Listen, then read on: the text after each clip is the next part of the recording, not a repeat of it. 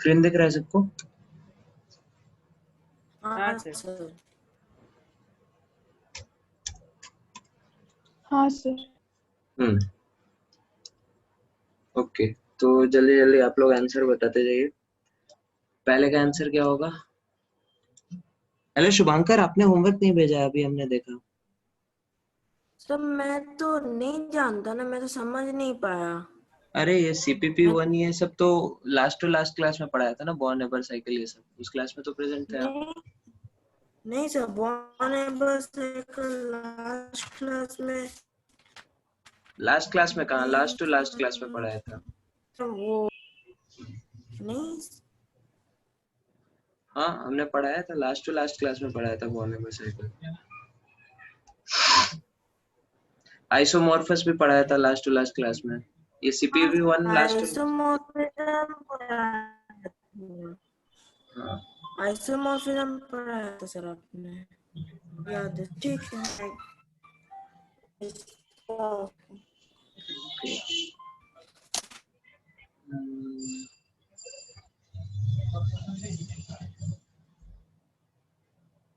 चलो ठीक है, इसका आंसर डिस्कस करना शुरू करते हैं। ठीक है, कौन कौन है? ओके, 1K1 का आंसर कुणाल आप बताइए। मतलब आप ठीक है, बॉर्न एबर साइकिल सब लोग कर लिया ना। डेल्टा H की वैल्यू क्या क्या है ये बताइए। 2 का 1 का आंसर बताइए। डेल्टा H की वैल्यू क्या है NaCl के लिए? Delta S plus ionisation energy plus D/2 minus electron enthalpy minus lattice energy minus electron affinity minus lattice energy minus. Okay, next का भी यही हो जाएगा एक्सप्रेशन से, ठीक है। हाँ थर्ड का नंदिनी आप बताइए। Sir delta S plus ionisation energy plus 3/2D minus नहीं, आयनाइजेशन एनर्जी सिर्फ नहीं होगा यहाँ पे। एफिनिटी। एक मिनट, यहाँ पे आयनाइजेशन एनर्जी सिर्फ नहीं होगा, Al+3 बनेगा ना। 3 आयनाइजेशन Al+3 है ना, तो यहाँ पे IE1 plus IE2 plus IE3 होगा, ठीक है। MgO में भी तो होगा सर, I1 प्लस I2। हाँ MgO में भी होगा, उसमें भी ठीक है।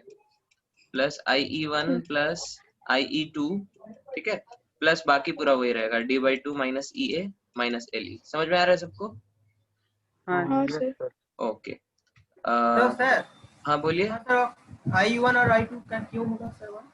I1 I2 इसलिए हो रहा है क्योंकि पहले Al से Al प्लस बनेगा, ठीक है, फिर Al प्लस से Al+2 बनेगा, ठीक है, फिर Al+2 से Al+3 बनेगा। समझ में आया देवांजन?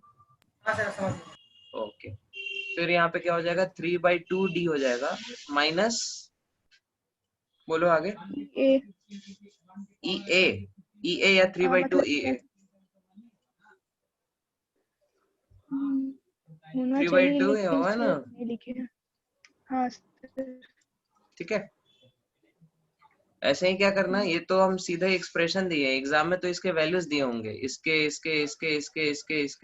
वहां पे भी ऐसे ही 3/2 छोड़ के जो ऑप्शन आएगा वो वाला मार देना, ठीक है।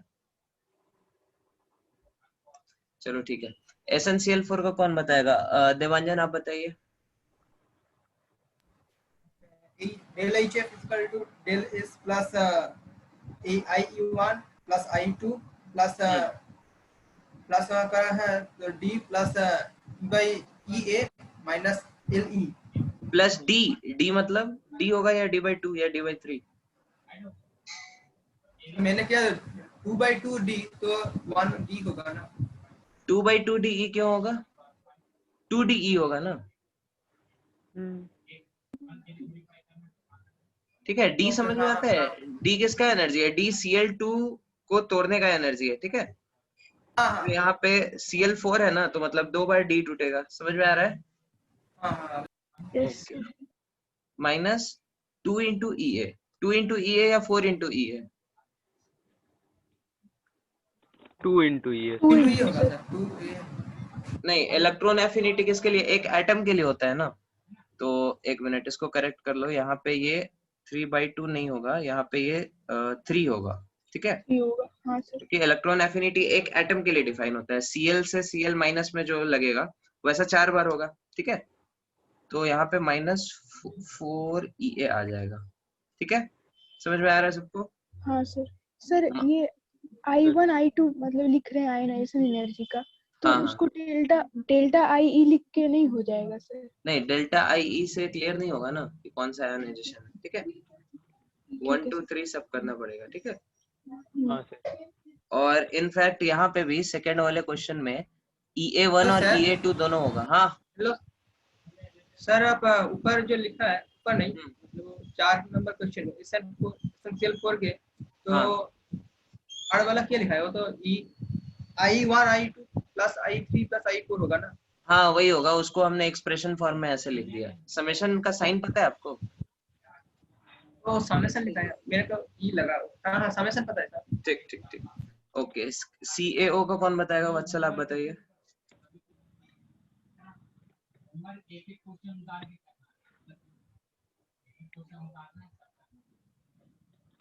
हेलो वत्सल,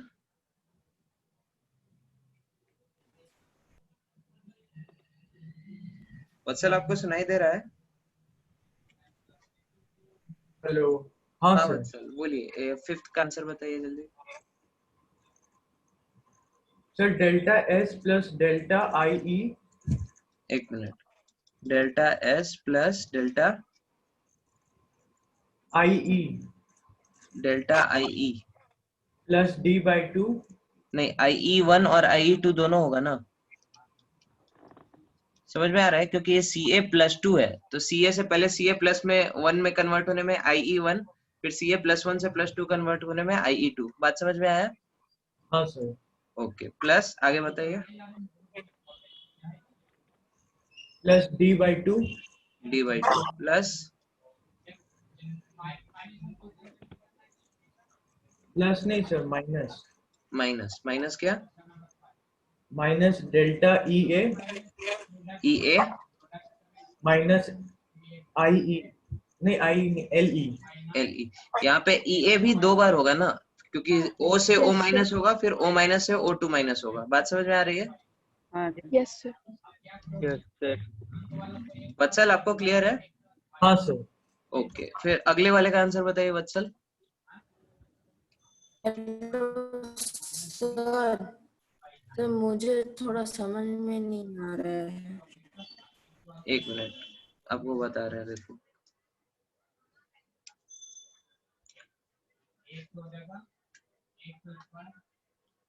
जैसे एक एग्जांपल हम ले लेते हैं AlCl3 का, ठीक है। तो हाँ बोर-नेबर साइकिल में हम लोग करते क्या है, इसके कॉन्स्टिट्यूएंट एलिमेंट से जो इनका नेचुरल पोजीशन में होता है, ठीक है, वहां से इसको लेना शुरू करते हैं और फाइनली इस कंपाउंड तक बनाते हैं, ठीक है। तो इसका कैसे होता है? सबसे पहले ये इसमें हीट ऑफ सब्लिमेशन देंगे हम लोग, तो ये एल्युमिनियम गैस में कन्वर्ट होगा, ठीक है। हाँ फिर इसमें इसके यहाँ पे पहले इसको बैलेंस करो, तो दिस विल बी 3/2 LCl। तो क्लोरीन बॉन्ड को Cl2 को टूट के 2Cl बनने में जो एनर्जी लगता है, that is bond dissociation energy, उसको D से डिनोट करते हैं, ठीक है। तो 1 मोल के लिए D होता है, तो 3/2 मोल के लिए क्या होगा? 3/2D। हाँ और उसके बाद ये वैल्यू क्या हो जाएगी? Cl गैस हो जाएगी, ठीक है। इनफैक्ट 3Cl गैस हो जाएगी, ठीक है। अब अपने को इसको हम IE1 plus IE2 plus IE3 देंगे, मतलब इसका जो आयनाइजेशन एनर्जी है, ठीक है। तो ये Al+3 में कन्वर्ट हो जाएगा। समझ में आ रहा है? अच्छा, मतलब 3 मतलब बैलेंस +3 होगा। आपका साउंड नहीं आ रहा है शुभंकर, कट कट के आ रहा है एकदम। Hello sir. बोलिए हेलो बोलिए। सर, मैं बोल रहा था कि मतलब उतना एनर्जी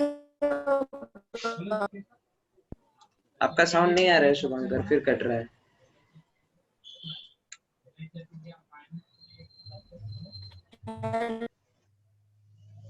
नहीं आ रहा है, बिल्कुल नहीं आ रहा है आपका साउंड, ठीक है। आप कल सुबह पूछ लेना मेरे से, ठीक है। हेलो आपका आवाज कट रहा है शुभंकर। ठीक है सर। ओके वत्सल इसका आंसर बताइए CS2 का। इसको बंद करिए। मोबाइल बंद करिए। हेलो वत्सल। हेलो। Hello sir. हाँ इसका आंसर बताइए CS2 का, सीजियम ऑक्साइड का। डेल्टा एस प्लस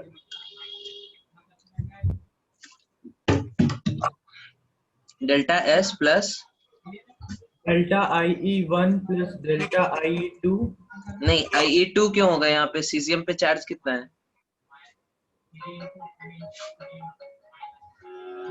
बोलो वत्सल। +1 है ना चार्ज। Yes sir. +2 होगा तब ना ऑक्सीजन पे -2 है, चार्ज बैलेंस हुआ। समझ में आ रहा है? हाँ सर। और सीजियम के तो 2 एटम है यहाँ पे, तो 2 × IE1 होगा ना। यस समझ में? सर। हाँ प्लस आगे बताओ। Plus D/2 D/2 minus delta EA minus delta EA। Minus LE। EA1 और EA2 दोनों होगा ना। ऑक्सीजन 2 माइनस में है, हाँ सर। ठीक है। हाँ सर। सबको समझ में आया ये क्वेश्चन? किसी को कुछ भी डाउट? सर मेरा कुछ डाउट है सर, और 2IE1 क्यों हुआ? आई हाँ सीजियम 2 है ना अपने पास। नहीं सर, IE1 क्यों हुआ? 1 IE1 खाली फर्स्ट आई एन हुआ। हाँ फर्स्ट आयनाइजेशन होगा ना CS प्लस। CS से CS प्लस में फर्स्ट आयनाइजेशन हो रहा है ना। समझ में आ रहा है? हेलो। लिखने का तरीका है इसको, IE1 लिख सकते हैं, IE भी लिख सकते हैं, ठीक है। हाँ हाँ। और सर वो डेल डेल E1 क्यों है? खाली E1 लिख सकते हैं। क्या डेल? हाँ खाली EA1 भी लिख सकते हैं, ठीक है।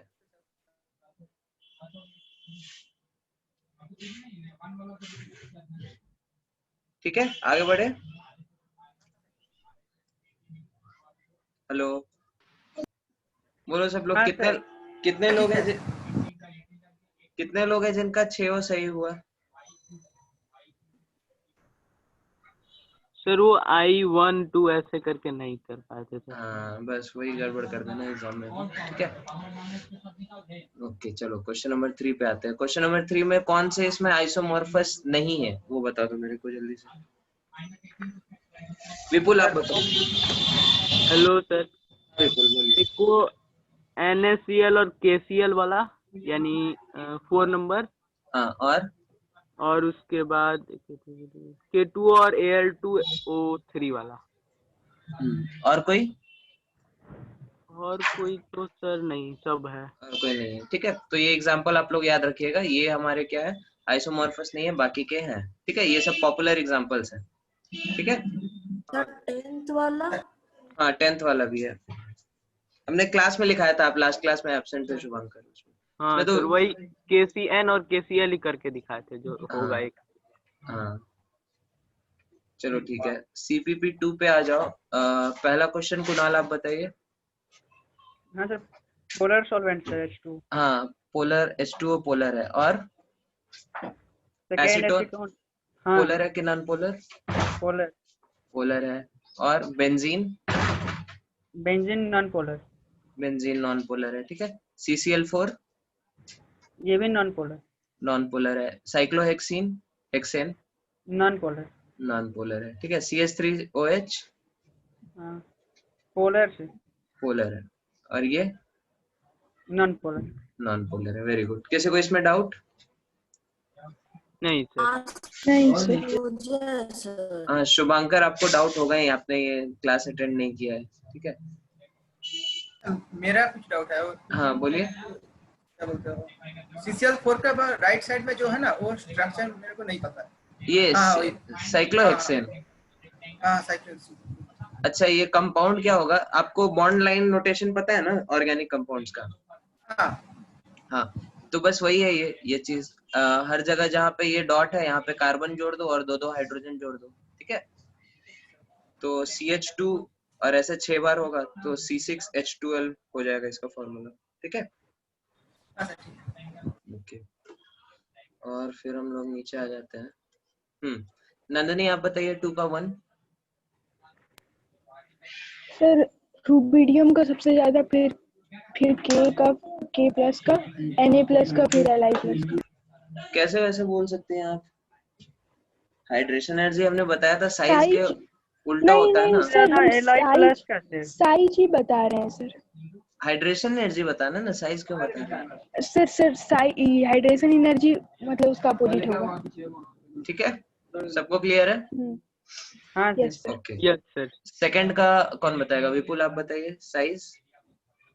साइज तो सर वही हाइड्रेशन एनर्जी के इनवर्स, यानी कि Li छोटा और वो बड़ा। ठीक है।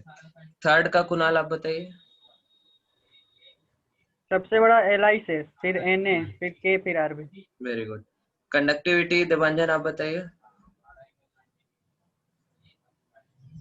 उसका रिवर्स होगा, मतलब Li प्लस छोटा होगा, Na प्लस बड़ा होगा। हाँ हाँ ठीक, ओके। क्वेश्चन नंबर 3 पे आ जाइए। क्वेश्चन नंबर 3 पे सबने किया है एनालिसिस कॉम्प्रिहेंशन का? हेलो, हाँ सर। हाँ सर। हाँ, क्या रिजल्ट आया है यहाँ पे? इस केस में एक केस तो हमने करके एग्जांपल के तौर पे बता दिया था। हाइड्रेशन एनर्जी बढ़ेगा, Li सेम रहेगा, He माइनस Li क्या होगा, ये बढ़ेगा। ठीक है। सेकेंड केस इसका R minus greater than R plus, मतलब यहाँ केस 1 ही है, केस 1 मतलब कटायन सेम है। ठीक है। हाँ यस सर।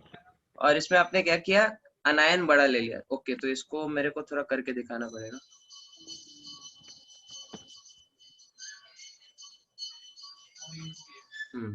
केस 1 का सेकंड हो जाएगा ये। केस 1 का सेकंड, केस 1 का सेकंड क्या है ये? R माइनस बड़ा है R प्लस से। ठीक है, R minus is much much greater than R plus. ठीक है, तो हमारा लैटिस एनर्जी क्या होता है? लैटिस एनर्जी किसके प्रोपोर्शनल होगा? 1 अपॉन R कुछ प्लस लिखे प्लस हैं R। सर आप? R plus. अच्छा, एक 1 upon R plus। One second screen share कर लेता हूँ। हाँ, दिख रहा है अभी? हाँ हाँ। सर। तो अभी देखिए, तो इसको हम लोग अप्रोक्सीमेटली लिख सकते हैं R plus plus R minus is approximately equal to what? R minus, समझ में आता है? R minus. यस हाँ सर। तो sir. This is approximately equal to 1 upon R minus. और हाइड्रेशन एनर्जी क्या होता है? 1 upon R plus plus 1 upon R minus के इक्विवेलेंट होता है। ये किसके इक्वल हो जाएगा नंदिनी R बताओ? Plus 1। 1 by R plus sir. 1 by R plus. ठीक है। और केस हमारा क्या है? केस हमारा दोनों केस में कटायन सेम रखा है हमने। ठीक है, यस सर, मतलब कटायन He सेम वाला रखा सेम है। हो जाएगा। हाँ, तो He हमारा क्या हो जाएगा? दोनों के लिए सेम हो जाएगा। ठीक है। और लैटिस एनर्जी कैसे? अनायन के साइज के इनवर्सली प्रोपोर्शनल है। मतलब जिसका अनायन क्या हो, बिगर हो, बिगर अनायन, उसका क्या होगा? लैटिस एनर्जी कम होगा। समझ में आ रहा है? Yes sir. तो हमारा hydration energy minus lattice energy की वैल्यू क्या हो जाएगी?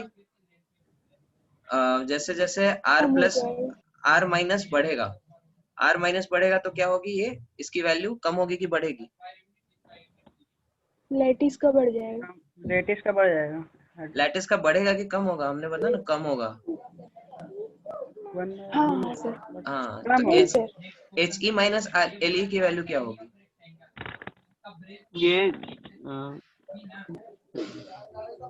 सर एली का बढ़ जाएगा। Le घट जाएगा तो He माइनस Le घटेगा कि बढ़ेगा? बढ़ जाएगा सर। बढ़ेगा। बढ़ जाएगा ना? बढ़ेगा। समझ में आ रहा है बढ़ेगा। सबको? हाँ। हाँ सबको सर। समझ में आ रहा है? Yes sir. ठीक है। तो इसका कंक्लूजन क्या रहा? इसका कंक्लूजन फिर यही रहा कि अगर साइज डिफरेंस ज्यादा हो, ठीक है, size difference between R plus and R minus, ये अगर ज्यादा हो तो सॉल्युबिलिटी क्या होगा? ज्यादा कि कम? बोलो, ज्यादा। ज्यादा होगा ना? ज्यादा होगा। ये यस चीज सर। हमारा बढ़ रहा है। Hydration energy minus He yes जितना सर। ज्यादा हो, सॉल्युबिलिटी उतनी ज्यादा होगी। ठीक है, ओके। ठीक तो है। इस केस में हमारा कंक्लूजन क्या हो जाएगा? क्या करें? सर तब तो दोनों केस में वही हो गया ना। हाँ तो नहीं, दोनों केस वही नहीं हुआ। पिछले केस में लैटिस एनर्जी सेम थी, हाइड्रेशन एनर्जी बढ़ रहा था, ठीक है। इसमें हाइड्रेशन एनर्जी हाँ सेम है और लैटिस एनर्जी घट रहा है, ठीक है। इसके कारण हाँ He माइनस Le बढ़ रहा है। समझ में आया? हाँ सबको क्लियर है? हाँ सर। ओके। और ध्यान से देखो, तो ये वाला जो आपका केस होगा R plus greater than R minus और अनायन सेम है, ठीक है। ये पिछले वाले का ये वाला केस जैसा हो जाएगा। समझ में आ रहा है? हम्म, तो इसमें He सेम रह जाएगा, Le घट जाएगा, again same conclusion, He minus Le increase करेगा, और इसमें He क्या रहेगा, बढ़ जाएगा, Le सेम रहेगा और He माइनस Le फिर बढ़ जाएगा। समझ में आ रहा है सबको? हाँ सर। देखो, हाँ क्योंकि सर। हमने किया क्या, एक तरह से R प्लस और R माइनस को एक दूसरे से एक्सचेंज कर दिया सेकंड केस में। समझ में आ रही है? Yes अनायन sir. को सेम कर दिया, इसमें कटायन को सेम किया, R प्लस को सेम रखा दोनों में, ठीक है, और इसमें R माइनस को सेम रखा। तो ये वाला हमारा केस आइडेंटिकल हो जाएगा इसके जैसा, और ये वाला केस हमारा आइडेंटिकल हो जाएगा इसके जैसा। समझ में आ रहा है? हाँ Yes. सर। ओके। सर सबने मेरा की, क्वेश्चन है। हाँ बोलो। सर कॉम्प्रिहेंसिव क्या बोलते हैं, क्वेश्चन नंबर 3 है ना, हाँ। वो क्या दिया है उसको मैं एनालिसिस नहीं कर पाया। क्वेश्चन वही क्या दिया है? यही R प्लस R माइनस जो किए ना अभी, वही करना था, ठीक है। ओके हाँ समझे शुभंकर, सॉरी हाँ देवांश? हाँ समझ गए। ओके। देन क्वेश्चन नंबर ये कितना था? क्वेश्चन नंबर ये 3 था ना। क्वेश्चन नंबर 4 कहाँ है जी? अच्छा 4 हो उसी गया। में है सर। हाँ ठीक है। Question number left 5। साइड में 5। 5 पहले का आंसर क्या हो जाएगा कुणाल, आप बताइए। हाँ sir, BE plus 2 greater than MG plus 2, PA plus 2 and आशा। ठीक है। सेकंड का नंदनी, आप बताइए। सर Al+3 सबसे बड़ा, फिर Mg+2, ठीक फिर है, Li प्लस। ओके। थर्ड का विपुल, आप बताइए।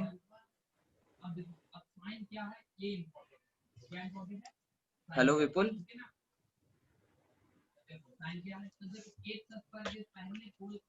कहाँ चला गया ये लड़का? विपुल सुनाई दे रहा है आपको? म्यूट है।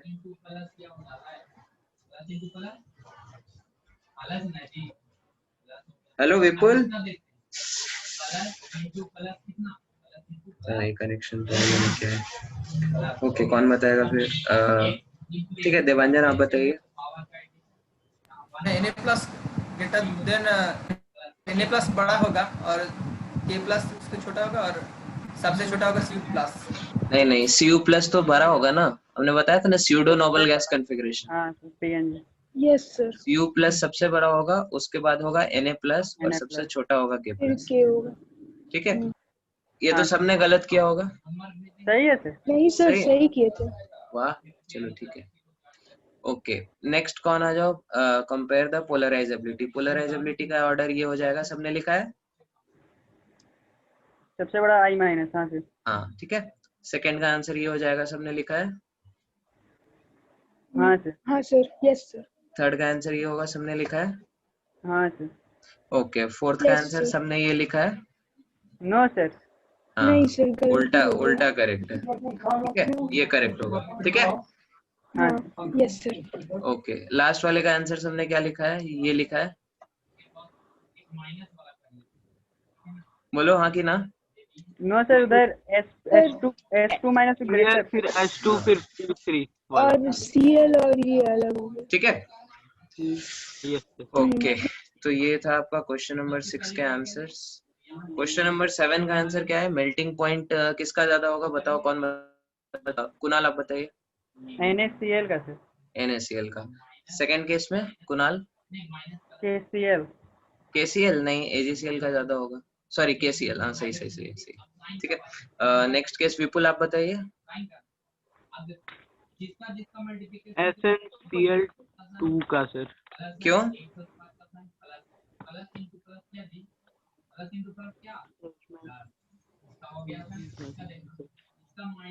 क्यों होगा SnCl2 का ज्यादा?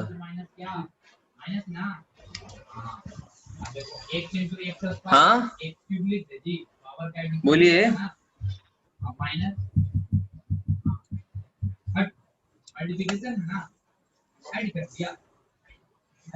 कैसे बनाया आपने मेल्टिंग पॉइंट वाले क्वेश्चन? इस दोनों को कैसे कंपेयर किया बताइए विपुल?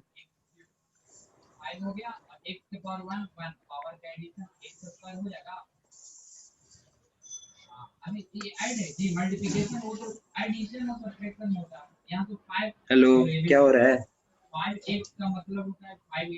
विपुल आपने टेपा है क्या? कहाँ से टेपा है बताइए?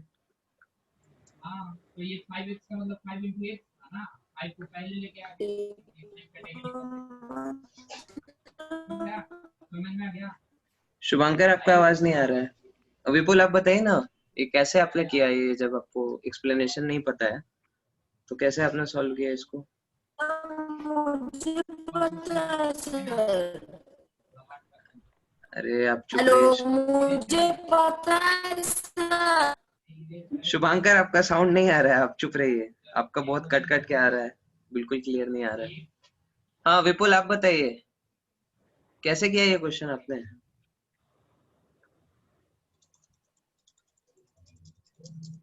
Hello sir. हाँ बोलिए। सर अभी क्लियर आ रहा है? हाँ आ रहा है। सर मुझे पता है सर। कैसे?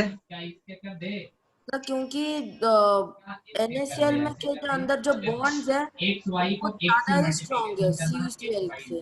क्यों स्ट्रॉन्ग है? हेलो सर, हाँ बोलिए। क्या बोले सर आप अभी? हाँ हम पूछ रहे थे आपसे, ये SnCl2 और SnCl4 आपने कैसे कंपेयर किया? सर वो मतलब जिसका आयोनिक कैरेक्टर कम है, कोवेलेंट कैरेक्टर ज्यादा है, उस हिसाब से। हाँ कोवेलेंट कैरेक्टर ज्यादा है, उसका क्या होगा? मेल्टिंग पॉइंट ज्यादा होगा, राइट? हाँ हाँ सर। कम होगा ना? नहीं सर, मतलब उसका ज्यादा Cl4 का ज्यादा है तो उसका कम हो गया सर। ठीक है। सॉल्युबिलिटी कौन बताएगा? देवांजन आप बताइए। ये ऐसे नहीं होगा सर। नहीं हुआ? अरे हम बताए थे ना सॉल्युबिलिटी, वो एक लास्ट में दिखाए थे।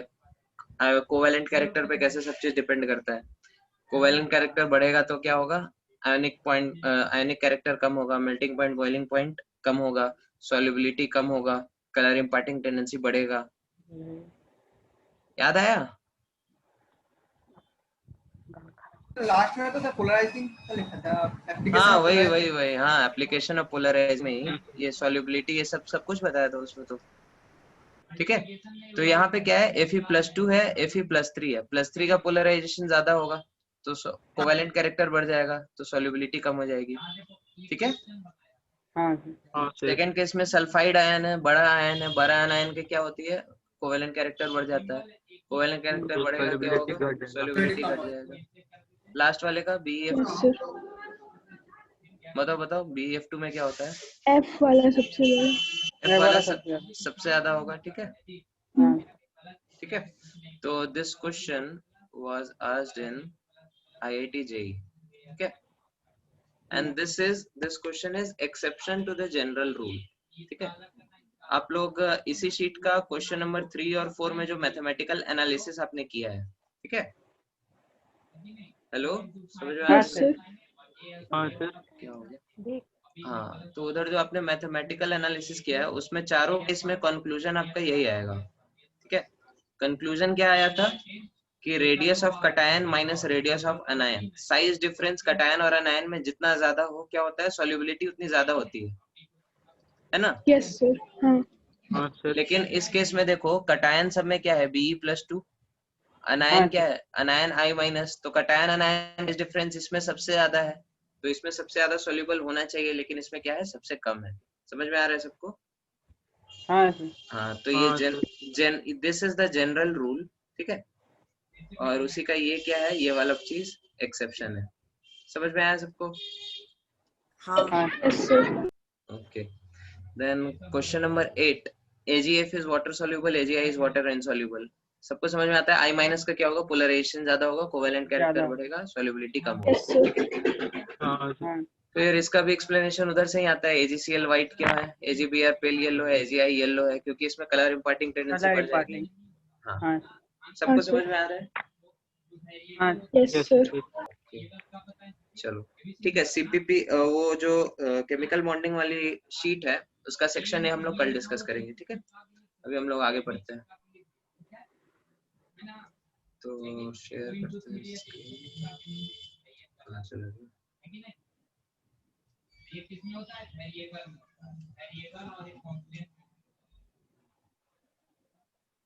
ओके, तो हम क्विकली कल जो पढ़ाए थे उसको थोड़ा रिकॉल कर लेते हैं, ठीक है। बहुत चीज पढ़ाया था ना कल, कहाँ गया? हाँ, कल हमने पढ़ाया था एग्जांपल्स ऑफ आइसोमॉर्फ से हम लोग शुरू किए। हेलो शुभांकर, हाँ सर। सुन रहे हैं ना आप? हाँ सर। ओके, एक मिनट बस वेट करिए, तो हम आते हैं 1 मिनट में।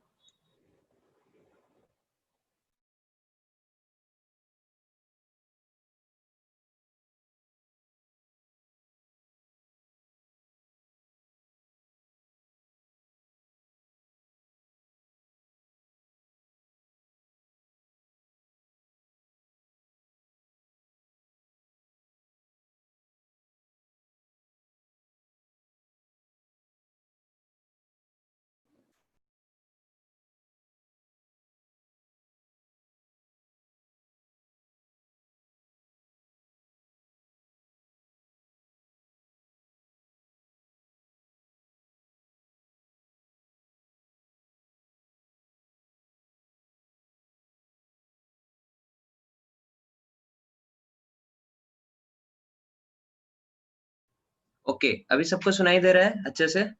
हाँ सर। ओके, 1 मिनट इसको हाइड करो। पॉइंटर कहाँ है? पॉइंटर, तो ये हाँ। सब क्या लिख लूं अभी या बाद में? नहीं, आप वीडियो में से स्क्रीनशॉट लेना, लिख लेना, ठीक है। हाँ सर।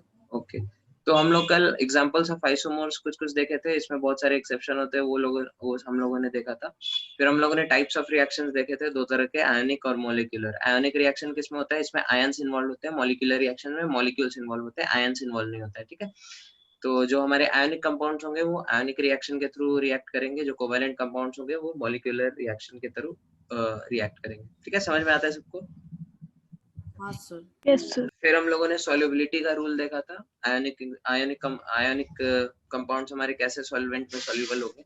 हमने 2 तरह का सॉल्वेंट डिस्कस किया था, रूल डिस्कस किया था, लाइक डिसॉल्व्स लाइक, ठीक है। मतलब polar compounds get dissolved in polar solvent, non polar compound get dissolved in non polar solvent. Polar solvent मतलब ऐसा जिसके अंदर पोलैरिटी हो, प्लस माइनस चार्जेस हो, या तो आयंस के फॉर्म में हो या फिर मॉलिक्यूल जो हो उसका वो पोलर हो, ठीक है। मतलब overall sum of charges is not equal to 0, ठीक है।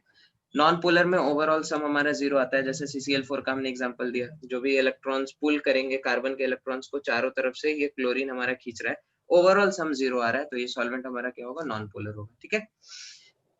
हेलो, समझ में आ रहा है? हाँ यस सर।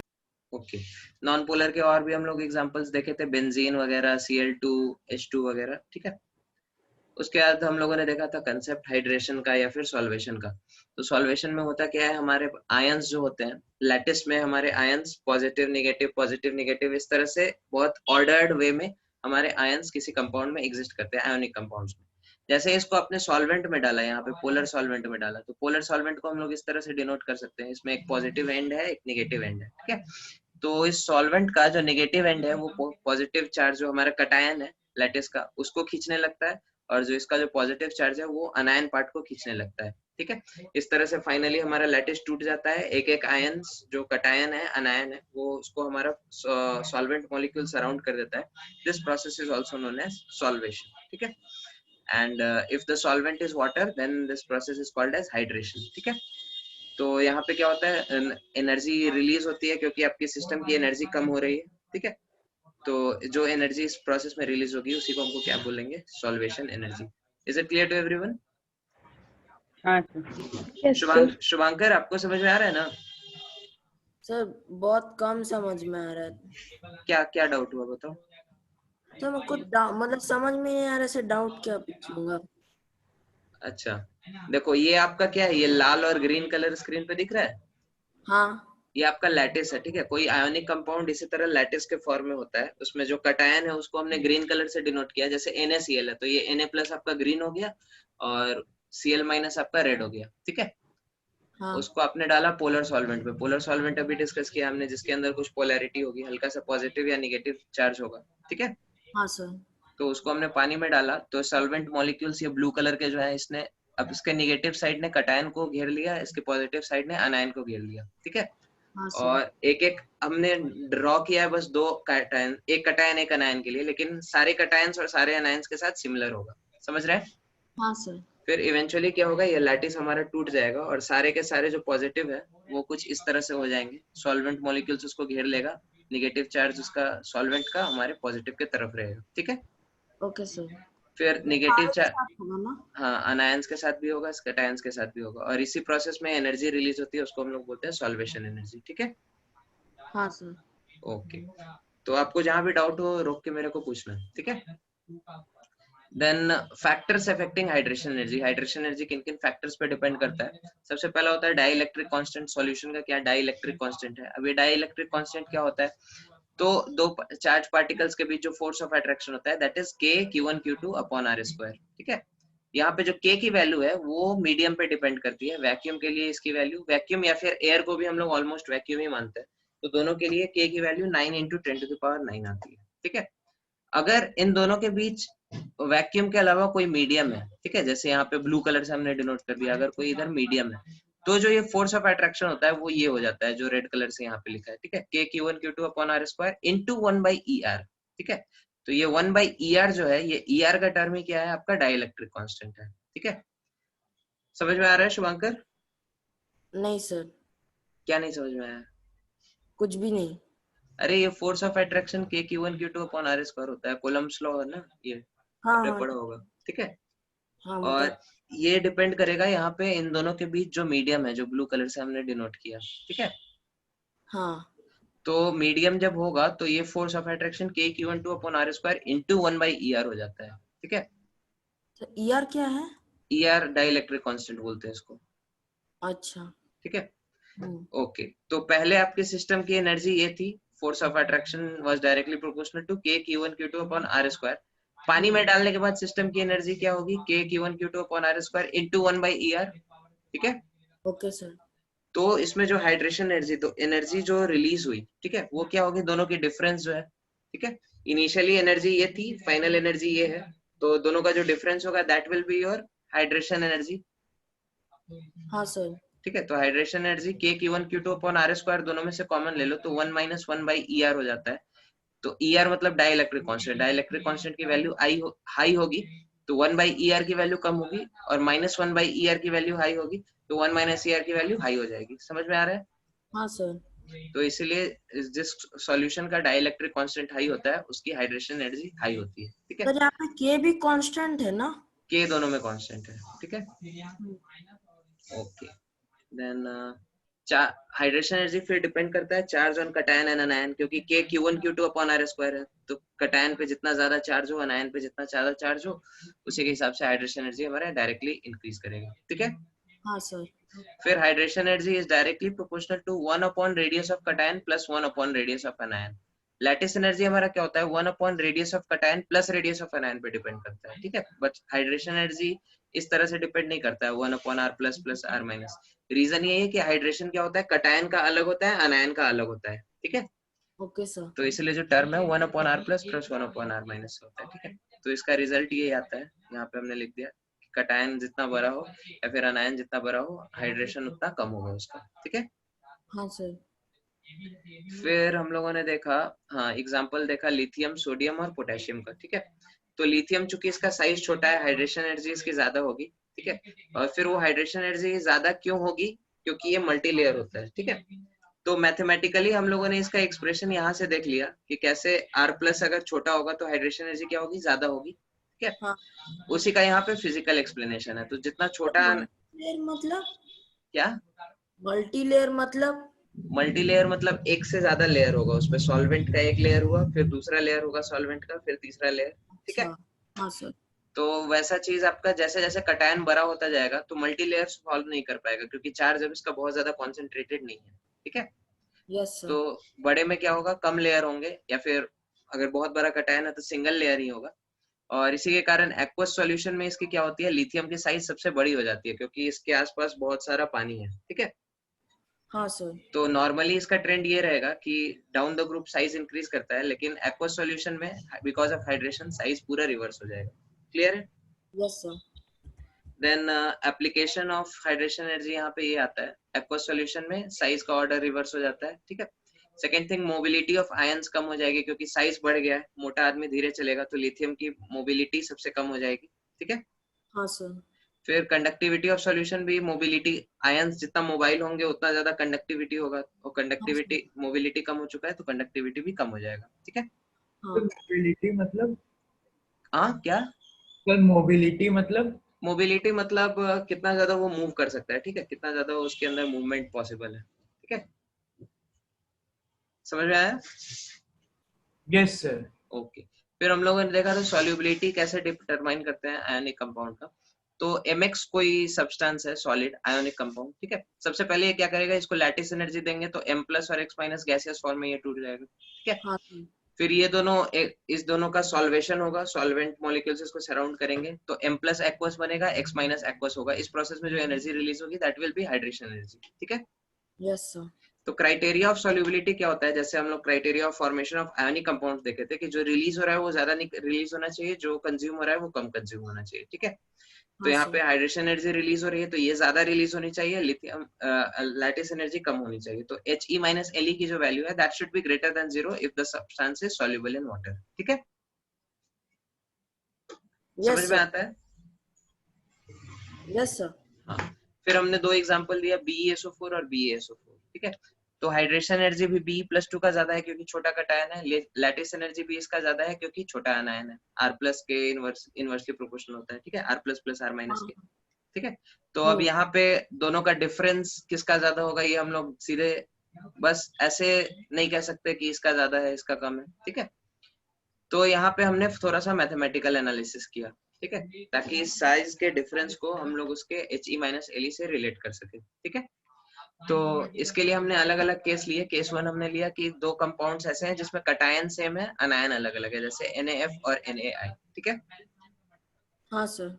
तो कटायन सेम है तो R+ सेम होगा दोनों कंपाउंड के लिए, ठीक है, हाँ R+ sir. Radius of cation. हाँ सर। हाँ सर। हाँ सर। फिर इसमें भी एक स्पेशल केस हमने लिया जब R+ बहुत ज्यादा हो R- से, मतलब कटायन बहुत बड़ा है अनायन छोटा है, ठीक है। हाँ। तो इस केस में R+ प्लस R- की value approximately equal to R+ हो जाएगी, हाँ सर। ठीक है। और हाइड्रेशन एनर्जी किसके प्रोपोर्शनल होता है, 1/R+ प्लस 1/R-, ठीक है। हाँ सर। तो this is approximately equal to 1/R- क्योंकि R+ बड़ा है तो 1/R+ बहुत छोटा होगा। होगा। हाँ सर। लैटिस एनर्जी किसके प्रोपोर्शनल है, 1/R+ प्लस R-, तो this is approximately equal to 1/R+, ठीक है। हाँ सर। तो अब ये क्या हो गया, लैटिस एनर्जी हमारा सेम होगा क्योंकि हमने दोनों कंपाउंड के लिए कटायन तो सेम रखा है, ठीक है। तो lattice energy is same in both cases. Hydration energy क्या होगा, इंक्रीज करेगा जैसे जैसे R- छोटा है, ठीक है। Yes sir. तो R+ माइनस R- मतलब अनायन जितना छोटा हो हाइड्रेशन एनर्जी क्या होगी उतनी ज्यादा होगी, सर R मैंने जितना छोटा। हाँ सर। हाँ। और लैटिस एनर्जी प्रैक्टिकली कांस्टेंट है तो He माइनस Le की वैल्यू इंक्रीज करेगी, मतलब हाँ। तो साइज क्या होगा, सॉल्युबल होगा ज्यादा, ठीक है। ठीक है सर। तो हमारा कंक्लूजन यही है कि कटायन और अनायन के बीच साइज डिफरेंस जितना ज्यादा हो, ठीक है, उतना ज्यादा वो सॉल्युबल होगा। बात समझ में आ रही है? हाँ सर। ओके, ये रिजल्ट सब लोग याद रखना। फिर उसी का अलग अलग बाकी तीनों केस हमने लिया। केस मतलब कटायन के केस में जब अनायन बड़ा हो, अनायन के केस में जब कटायन बड़ा हो, अनायन के केस में जब अनायन बड़ा हो, 4 केस हो जाएंगे। वो आपका होमवर्क में CPP में था, ठीक है। हाँ। देन फजान्स रूल्स आता है। फजान्स रूल्स के बेसिस पे हम लोग क्या करते हैं, कोवेलेंट कैरेक्टर डिटरमाइन करते हैं आयोनिक कंपाउंड में। तो जिस तरह हम लोगों ने इलेक्ट्रोनेगेटिविटी में देखा था कि कोवेलेंट कंपाउंड में कैसे आयोनिक कैरेक्टर होता है, उसी तरह फजान्स रूल से हम लोग ये देखते हैं कि आयोनिक कंपाउंड में कितना कोवेलेंट कैरेक्टर है, ठीक है। तो no bond is perfectly ionic और कोवेलेंट। जैसे यहाँ पे एक बॉन्ड लिया हमने NaI का, ठीक है, तो ये Na+ है, ये I- है, ठीक है। कायदे से क्या होना चाहिए, Na पे पूरा एक पॉजिटिव चार्ज होना चाहिए, I पे पूरा एक नेगेटिव चार्ज होना चाहिए, ठीक है। हाँ सर। लेकिन असल में होता ही है कि जब Na+ और I- पास में आते हैं तो Na का जो पॉजिटिव चार्ज है न्यूक्लियस मतलब इसके एटम के ऊपर, वो क्या करता है I- के इलेक्ट्रॉन क्लाउड को डिस्टॉर्ट करता है, ठीक है। तो एक्चुअली वो पूरा का पूरा इलेक्ट्रॉन I माइनस के पास नहीं है, उसमें हल्का सा क्या है, बिकॉज यहाँ पे थोड़ा सा इलेक्ट्रॉन को ये डिस्टॉर्ट कर रहा है, तो आयोडीन पे हल्का पॉजिटिव चार्ज आ जाएगा और सोडियम पे हल्का नेगेटिव चार्ज आ जाएगा। बात समझ में आ रही है? सर डिस्टॉर्ट क्यों करेगा? क्योंकि ऑपोजिट चार्ज है, खींचेगा। हाँ सर, हाँ ऑपोजिट चार्ज में, हाँ सर। ठीक है, ओके। तो अब ध्यान से देखो, तो ये पूरा आयोनिक नहीं बचा है, इसके अंदर थोड़ा सा कोवेलेंट कैरेक्टर आ गया है, शेयरिंग थोड़ा सा हो रहा है यहाँ पे इलेक्ट्रॉन का। ठीक है, हाँ सर, हाँ सर। तो इसी प्रोसेस को हम लोग क्या बोलते हैं, पोलराइजेशन। ठीक है, यस सर। फिर से क्या हुआ, पोलराइजेशन। अब हम लोग कटायन, पोलराइजेशन के अंदर दो टर्म्स आते हैं, कटायन का कितना पोलराइजिंग पावर है, मतलब कितना ज्यादा वो अनायन को डिस्टॉर्ट कर सकता है, और दूसरा अनायन का कितना पोलराइजेबिलिटी है, मतलब अनायन कितना ज्यादा पोलराइज हो पाता है।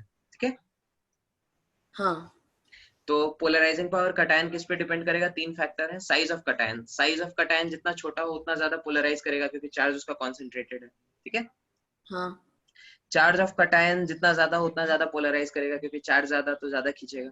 ठीक है, यस सर। और एक और रूल होता है, कटायन जिसका स्यूडो नोबल गैस कॉन्फ़िगरेशन होता है। स्यूडो नोबल गैस कॉन्फ़िगरेशन मतलब उसका डी ऑर्बिटल कंप्लीटली फिल्ड है। ठीक है, उसकी उसका जो पोलराइजिंग पावर होता है वो ज्यादा होता है इन कंपैरिजन टू कटायन जिसका बस नोबल गैस कॉन्फ़िगरेशन है। ठीक है, डी ऑर्बिटल जिसका फील्ड नहीं है। ठीक है, इसके केस में हमने एग्जांपल दिया कॉपर Cu+ और Na+ का। तो Cu+, Na+ जो है neon gas configuration, noble gas configuration है। ठीक है, और Cu+ क्या है, Rn के बाद 3d10 है, मतलब ये स्यूडो नोबल गैस कॉन्फ़िगरेशन है, तो स्यूडो वाले का ज्यादा होगा पोलराइजिंग पावर।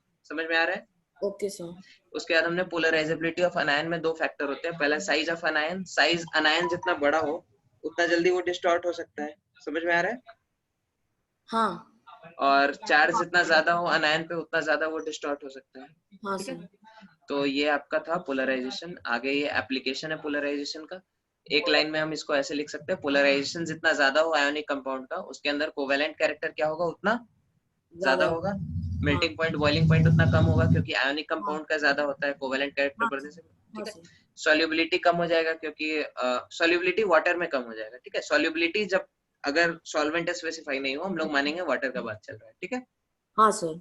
फिर कलर इम्पार्टिंग टेंडेंसी बढ़ जाएगी, ये भी एक रूल है। ठीक है, ये तो क्या है?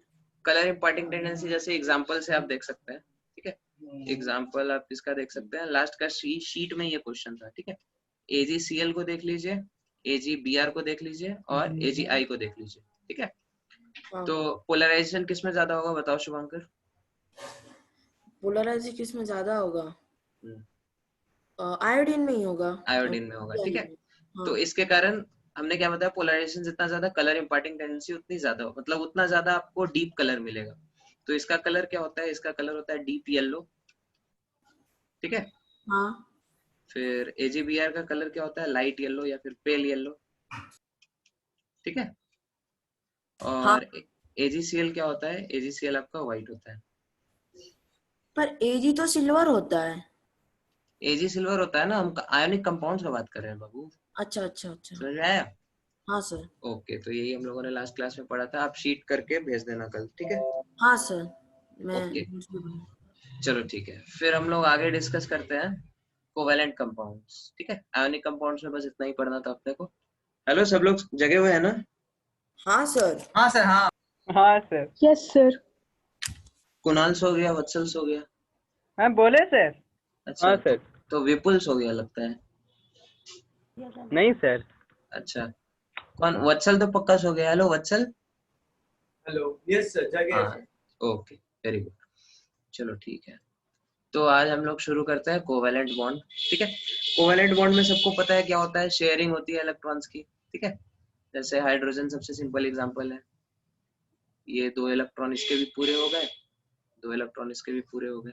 ठीक है, और भी एग्जांपल आप लोग देख सकते हैं, क्लोरीन वगैरह, हम सारे एग्जांपल्स नहीं डिनोट करें। ठीक है, तो bond which is formed by the sharing of electron that is called as a covalent bond. समझ में आता है सबको?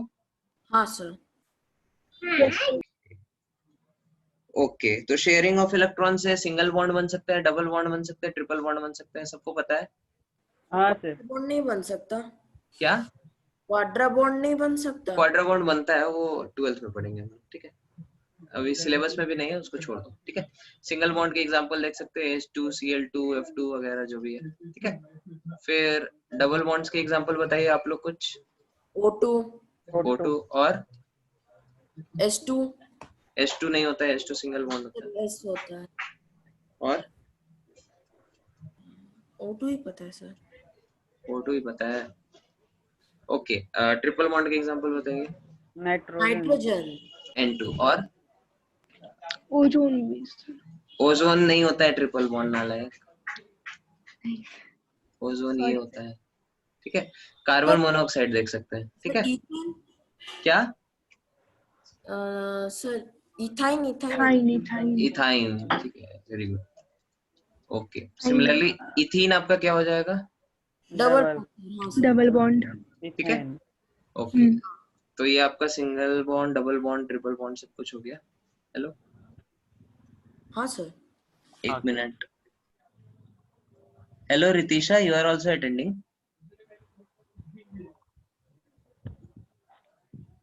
हेलो रितिशा, आपको समझ में आ रहा है ना?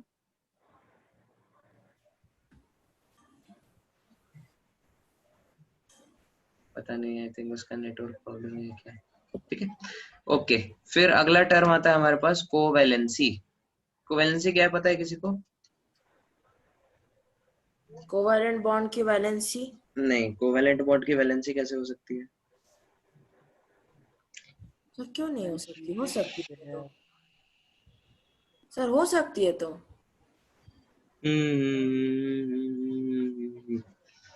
कोवैलेंसी क्या होती है? हाँ sir. Covalency is the number of bonds formed by an atom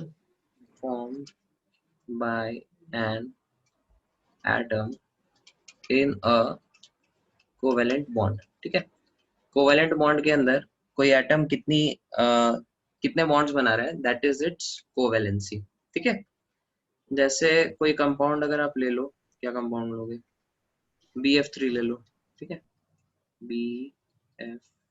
ठीक है, तो बोरॉन की इसमें कोवैलेंसी क्या हो जाएगी? 3 हो जाएगी। समझ में आ रहा है ना सबको? हाँ sir. Okay, simple yes terms sir. है। सिमिलरली अगर यहाँ पे आपसे BF4 माइनस हमने बनवा दिया, BFFFF माइनस, यहाँ पे बोरॉन की कोवैलेंसी क्या है? फाइव 4 है। 4 है, 5 कहाँ से आ गई? सर यहाँ 5। सबको समझ में आ रहा है? सर अगर डबल बॉन्ड होगा तो भी एक ही गिना जाएगा उसको। हाँ, सर अगर डबल बॉन्ड होगा नहीं तो नहीं, उसको 2 गिनेंगे। ठीक है, ठीक है सर। ओके। तो कोवैलेंसी आपकी क्या हो सकती है? कोवैलेंसी का आप कुछ रूल याद रखो। ठीक है, रूल नंबर 1 क्या है? अगर आपका कंपाउंड है, उसमें जो बॉन्डिंग हो रही है वो सेकेंड शेल के इलेक्ट्रॉन्स की हो रही है। ठीक है, सेकेंड शेल के एटम्स की हो रही है। ठीक है, तो उसका मैक्सिमम कोवैलेंसी क्या हो सकता है? Maximum covalency that can go till 4। 4 से ज्यादा कोवैलेंसी नहीं हो सकती। ठीक है, मतलब आपके जो भी ये एटम्स होंगे, कौन कौन से, सेकंड शेल क्यों लिखा है हमने? सेकंड ग्रुप होगा या सेकंड पीरियड होगा, इसको मिटाओ। Second period. ठीक है, सेकंड पीरियड के कौन कौन एटम होते हैं बताओ जल्दी। कौन बताएगा? विपुल आप बताइए। सेकेंड पीरियड में सर हीलियम। हीलियम कहाँ से आ गया? Sir sir second lithium, hello lithium, sir. Beryllium, boron, lithium. Carbon, nitrogen, oxygen, fluorine तक, ठीक है, नियन तक। हाँ। तो ये सारे हमारे क्या होंगे? इनमें मैक्सिमम कोवैलेंसी क्या होती है? 4 तक हो सकती है, 4 से ज्यादा नहीं हो सकती है। ठीक है, हेलो सर। हाँ बोलो। सर आप और एक बार रिपीट कर सकते हैं? मेरा थोड़ा प्रॉब्लम हो गया था सर। हाँ, हमने क्या बताया? सेकंड पीरियड के जो हमारे एटम्स होते हैं, lithium, beryllium, boron, carbon, nitrogen, oxygen, उनकी वैलेंसी क्या हो सकती है? कोवैलेंसी 4 से ज्यादा नहीं हो सकती। ठीक है, 4 से कम ही रहेगी। और including inert gases. Inert gases तो रिएक्ट ही नहीं करती, उसके बारे में बात क्यों कर रहे हैं हम? ठीक है, फिर रूल नंबर 2, अगर हायर ग्रुप के होंगे, जैसे ग्रुप नहीं, पीरियड 3 और हायर। ठीक है, पीरियड 3 या उससे ऊपर के अगर होंगे तो उस केस में उनका मैक्सिमम कोवैलेंसी 4 से ज्यादा जा सकता है। ठीक है, okay sir. Maximum covalency can be greater than equal to 4। ठीक है, जैसे कुछ एग्जांपल्स देख लो, फास्फोरस के कुछ एग्जांपल्स देख सकते हो। फास्फोरस कौन से पीरियड, 4th पीरियड में आता है, राइट? थर्ड थर्ड में आता है, थर्ड में आता है। ठीक है।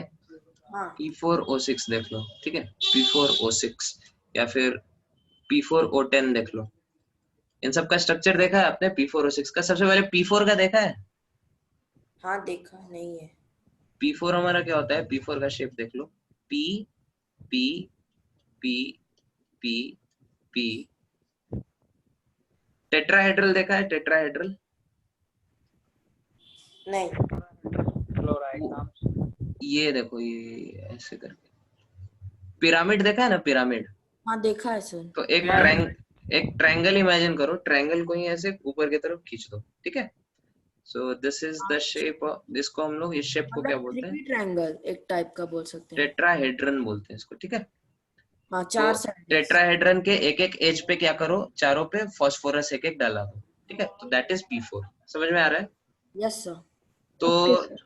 Okay, total number of PP bonds in P4, what will be the answer? 6। 6। समझ में आ रहा है सबको? हाँ तो सर। हर एक बॉन्ड में क्या करो, बीच में ऑक्सीजन डाल दो, ठीक है। POP POP POP POP POP and POP। समझ में आया? हाँ सर। अभी भी आप ध्यान से देखो तो ये टेट्राहेड्रन ही है, ठीक है। चारों फास्फोरस को अगर आप ज्वाइन करो तो आपको एक टेट्राहेड्रन दिखेगा, दिख रहा है सबको? हाँ सर। लेकिन ये जो ग्रीन वाला है ये असल में बॉन्ड नहीं है, ठीक है। बॉन्ड ये ब्लू वाले हैं। समझ में आ रहा है? हाँ सर। यस तो this sir. Is the shape of your P4O6, ठीक है। हाँ सर। फिर P4O10 का शेप कैसा होता है? P4O6 में हर एक फास्फोरस से ऑक्सीजन और निकाल दो, ठीक है। तो POP POP POP, सॉरी, अच्छा नहीं बना, इसको हटाओ यहाँ से। POP POP POP POP, ये आपका P4O6 हो गया, ठीक है। हाँ हर एक फास्फोरस से 2 डबल बॉन्ड और निकाल दो, तो O10 हो गया। समझ में आ रहा है? हाँ सर। ये सब ड्राइंग करने के लिए मिलेगा? आपको याद रखना है ये सब स्ट्रक्चर, ठीक है। अच्छा। इजी है ना, क्या दिक्कत है इसमें? हाँ सर। ठीक है, एक बार ड्रॉ कर लेता हूँ। ओके। तो इसमें इसकी फास्फोरस की कोवैलेंसी कितनी है यहाँ पे? फास्फोरस की 6 था। 6। 3 है ना? कोवैलेंसी, हाँ कोवैलेंसी थी। 3 है ना? समझ में आ रहा है? हाँ ये यहाँ पे कितनी है कोवैलेंसी? कैसे सर? सर 3 कैसे? मतलब बॉन्ड एक जितना बॉन्ड, था उतना है? 2 बॉन्ड, 3 बॉन्ड, ठीक है। हाँ और इधर वाला सर? इधर भी 3 है, ऑक्सीजन के साथ है, ठीक है। ठीक है सर। 4 है। यहाँ पे कितना है? 4। 5 है ना, ऑक्सीजन के साथ डबल बॉन्ड है, वो गिनना है, ठीक है सर। ठीक है। सबको हाँ क्लियर सर। है? Yes sir. ओके, अब बस 1 मिनट सर, इसका ये ड्रॉ कर लूं। जल्दी ड्रॉ करो इसको सर।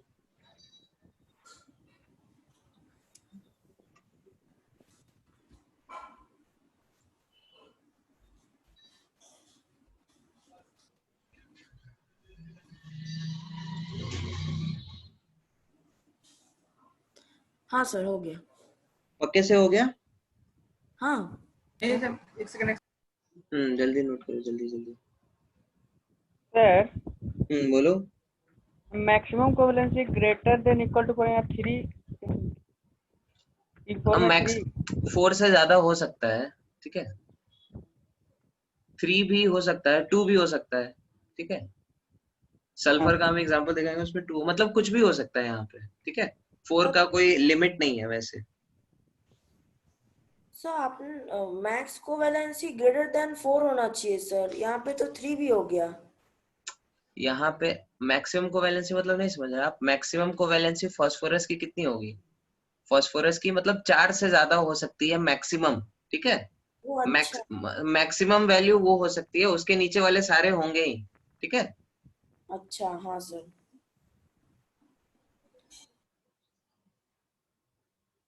सर लास्ट वाला जो पिक्चर है ना, लास्ट, हाँ हाँ वहाँ वो जो सेंटर में वो है, वहाँ कहाँ से कहाँ जुड़ा है? एक ये ऑक्सीजन, हाँ, ये हाँ ये दोनों फास्फोरस के बीच है, ये वाला फास्फोरस और ये वाला फास्फोरस के बीच है। ओके।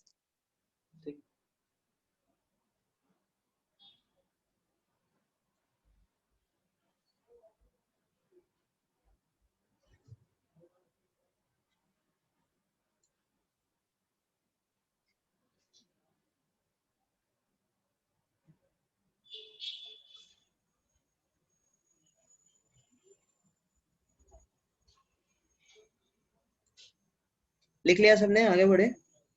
हाँ sir. Yes sir. Yes sir. फिर हम लोग एक स्पेशल केस देखते हैं कोवेलेंट कंपाउंड का, जिसको क्या बोलता है, कोऑर्डिनेट बॉन्ड, ठीक है। सर ये तो हाइड्रोनियम आयन वो सब हाँ है ना? कोऑर्डिनेट बॉन्ड देखा है सब लोगों ने। हाँ सर देखा है बहुत सारा। तो कोऑर्डिनेट बॉन्ड में होता ही है कि जो दो एलिमेंट के बीच बॉन्डिंग करनी है, आपको शेयरिंग करनी है, ठीक है। तो उसमें से एक इलेक्ट्रॉन क्या करता है, वो बोलता है कि दोनों इलेक्ट्रॉन हम ही देंगे, ठीक है। हाँ समझ में आ रहा है? हाँ हाँ। तो जो देता है उसको हम लोग क्या बोलते हैं, डोनर एटम, ठीक है। और जो लेता है उसको क्या बोलते हैं, एक्सेप्टर एटम, ठीक है। हाँ सर। सबको क्लियर है ना? सर एक एग्जांपल।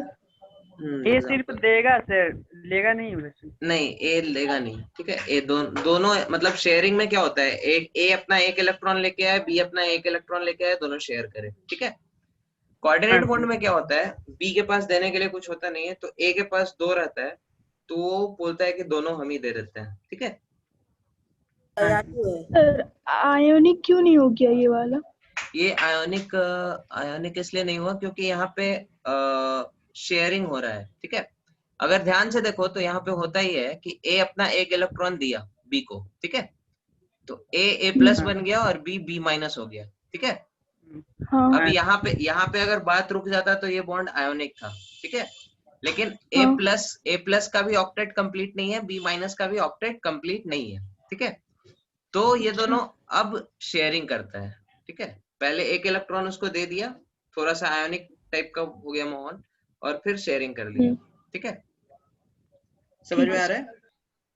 सर अगर यस सर। Yes sir. हाँ बोलो। सर नहीं अगर पूछेगा कि कोई सारे एलिमेंट्स क्या आयनिक होते हैं क्या, तो क्या ट्रू या फॉल्स लिखेंगे? ये सारे एलिमेंट आयोनिक नहीं होते ना। मतलब कुछ कुछ तो होते हैं, मतलब सारे कुछ नहीं, कुछ property होते हैं। आयोनिक और कोवेलेंट एलिमेंट थोड़ी होते हैं, बॉन्ड होता है, कंपाउंड होता है आयोनिक हाँ कोवेलेंट, सर ठीक कंपाउंड है। की बात कर रहा हूँ। हाँ तो आपका सर क्वेश्चन क्या है? सर मेरा क्वेश्चन है कि अगर ऐसा पूछ लेगा, are all the compounds have ionic bond between them, तो क्या लिखे सर, ट्रू या नहीं, फॉल्स? हमने बताया ना, परफेक्टली आयोनिक बॉन्ड कुछ होता नहीं है, परफेक्टली कोवेलेंट भी कुछ होता नहीं है, ठीक है। आयोनिक के अंदर भी कुछ ना कुछ कोवेलेंट कैरेक्टर होगा, कोवेलेंट के अंदर भी कुछ ना कुछ आयोनिक कैरेक्टर होगा। बात समझ में आ रही है? हाँ सब में आयनिक प्रॉपर्टीज तो हैं थोड़े थोड़े भी, हाँ तो ट्रू लिख सकते हैं ना? हाँ लिख सकते हैं, ओके सर। ठीक है। तो हाँ, अब ये डोनर एटम कैसा होना चाहिए और एक्सेप्टर एटम कैसा होना चाहिए, ठीक है। तो डोनर एटम के पास एक्स्ट्रा इलेक्ट्रॉन्स होने चाहिए ताकि ये दे सके, ठीक है। हेलो। हाँ सर। हाँ हाँ सर। सर, हाँ हाँ हाँ, सर। तो donor atom must have lone pair of electrons, lone pair of electrons। Lone pair क्या होता है, जैसे नाइट्रोजन का एग्जांपल देख लो। नाइट्रोजन लेटर से अमोनिया बनाया NH3, नाइट्रोजन के आउटर मोस्ट शेल में कितने इलेक्ट्रॉन्स है बताओ, कौन बताएगा? 5 इलेक्ट्रॉन्स है, ठीक है। तो हाँ 1 2 3 इसने इधर रखा और इसके पास अभी भी 2 एक्स्ट्रा हैं, ठीक है। हाँ सर। हाँ तो sir. Yes sir. this extra electron is called as a lone pair, ठीक है। हाँ सिमिलरली तो इसके पास, जिसके पास ऐसे लोन पेयर्स हो, वो क्या कर सकता है, डोनर एटम की तरह काम कर सकता है, क्योंकि इसके पास 2 इलेक्ट्रॉन्स हैं, ये दे सकता है। बात समझ में आ रही है सबको? Yes sir. ठीक है। फिर एक्सेप्टर एटम्स की क्या क्वालिफिकेशन होनी चाहिए? इसके पास it Sorry. Must have vacant और वाइटल। ठीक है, So vital मतलब? वैकेंट, वैकेंट, वाइटल नहीं, वैकेंट। Okay sir. ठीक है, इसके पास वैकेंट ऑर्बिटल होंगे तभी एक्सेप्ट करेगा ना। अगर इसका सारा ऑर्बिटल भरा हुआ है तो इलेक्ट्रॉन कहाँ रखेगा? ठीक है, so this is the criteria for acceptor atom. ठीक है, इसके पास वैकेंट ऑर्बिटल होने चाहिए। बात समझ में आ रही है? हाँ सर। जैसे इसका हाँ। एग्जांपल आप लोग देख सकते हैं BF3। ठीक है, बोरोन के आउटर मोस्ट शेल में कितने इलेक्ट्रॉन्स हैं? 2. 2। 3। बेरिलियम नहीं पूछ रहे हैं, बोरोन पूछ रहे हैं। अच्छा हाँ। हाँ सर. लिथियम, बेरिलियम, बोरोन, याद आया कुछ? हेलो, 3 इलेक्ट्रॉन्स है ना? हाँ सर। कॉन्फ़िगरेशन इसका कैसे होगा? 1s2 2s2 2p1। हाँ बात सर. समझ में आ रही है? हाँ। हाँ सर. Yes sir. तो इसके पास p ऑर्बिटल अभी खाली पड़ा हुआ है, तो उसमें वो इलेक्ट्रॉन ले सकता है, राइट? हाँ। हाँ सर। ठीक है, p में एक ही ऑर्बिटल एंगेज है ना, आधा। तो ये हमारा क्या कर सकता है, एक्सेप्टर एटम की तरह एक्ट कर सकता है। ठीक है, समझ में आ रहा है सबको? हाँ सर. Yes sir. तो आजकल कोऑर्डिनेट बॉन्ड को अलग कैटेगरी में नहीं नापते हैं। मतलब पुराने बुक्स में ऐसा आपको मिलेगा कि 3 तरह के बॉन्ड होते हैं, आयोनिक, कोवेलेंट, आयोनिक, कोऑर्डिनेट और कोवेलेंट। ठीक है, लेकिन आजकल नए बुक्स में, एनसीईआरटी में कोऑर्डिनेट बॉन्ड को कोवेलेंट बॉन्ड का ही एक स्पेशल टाइप बोलते हैं। ठीक है, हाँ। ओके। तो अब कोवेलेंट बॉन्ड को हम लोग रिप्रेजेंट कैसे करते हैं? डन कर लिया ना, 2 मिनट के लिए, 1 अच्छा, सेकंड. जल्दी लिखो, जल्दी लिखो।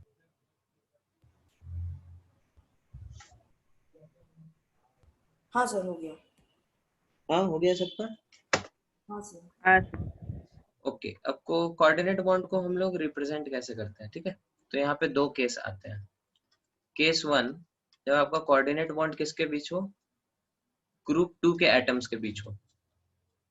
ठीक है, तो ग्रुप 2 के एटम्स हमारे कौन कौन हो गए? वही lithium, beryllium, boron, carbon, nitrogen, oxygen, fluorine. ठीक है, तो उनके साथ जब आप कोऑर्डिनेट बॉन्ड को डिनोट करोगे तो कैसे करोगे?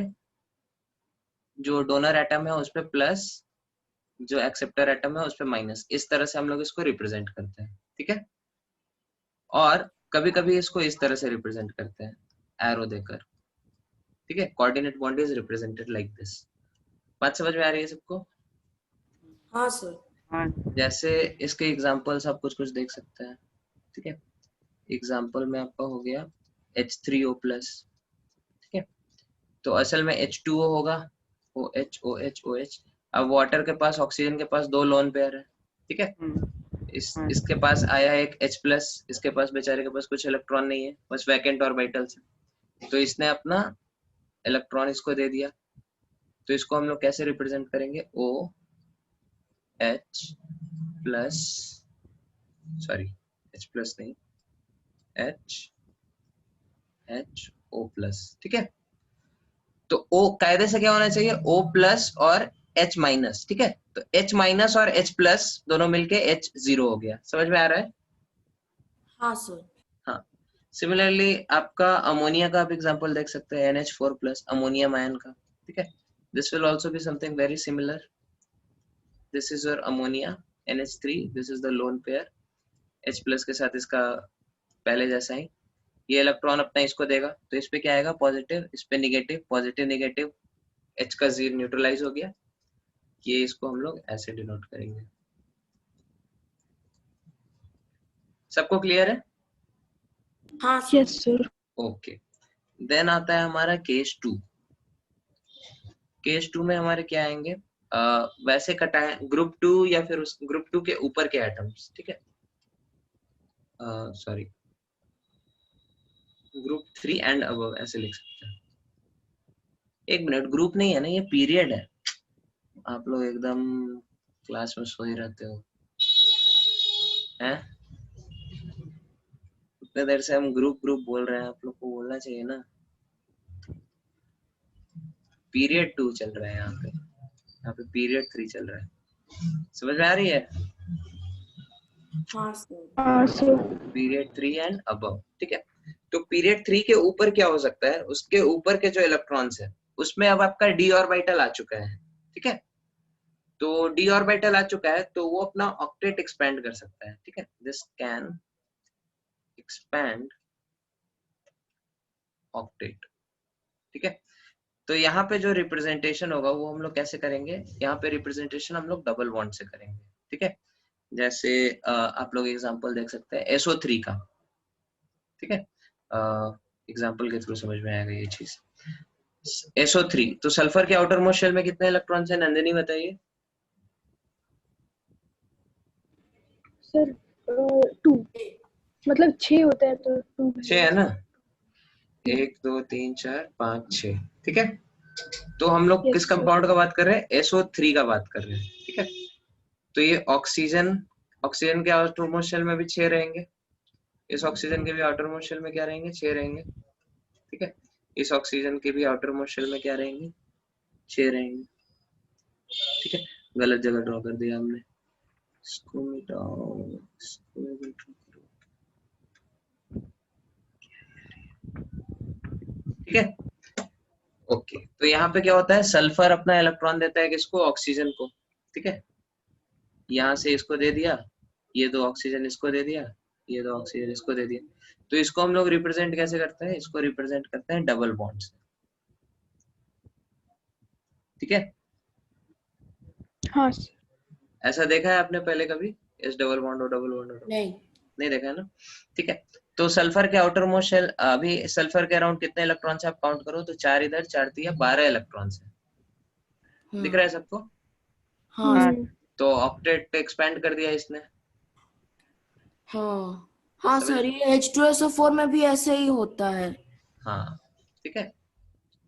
H2SO4 में भी ऐसे ही होगा, sulphur double bond O, double bond O, OH, OH, ठीक है। सल्फर के अराउंड कितने इलेक्ट्रॉन्स है, 4 4 8 और 4 12, ठीक है। हाँ सर। ओके, तो इस तरह से हम लोग कोऑर्डिनेट बॉन्ड को रिप्रेजेंट करते हैं। Is it clear to everyone? हाँ सर, yes, जस्ट sir.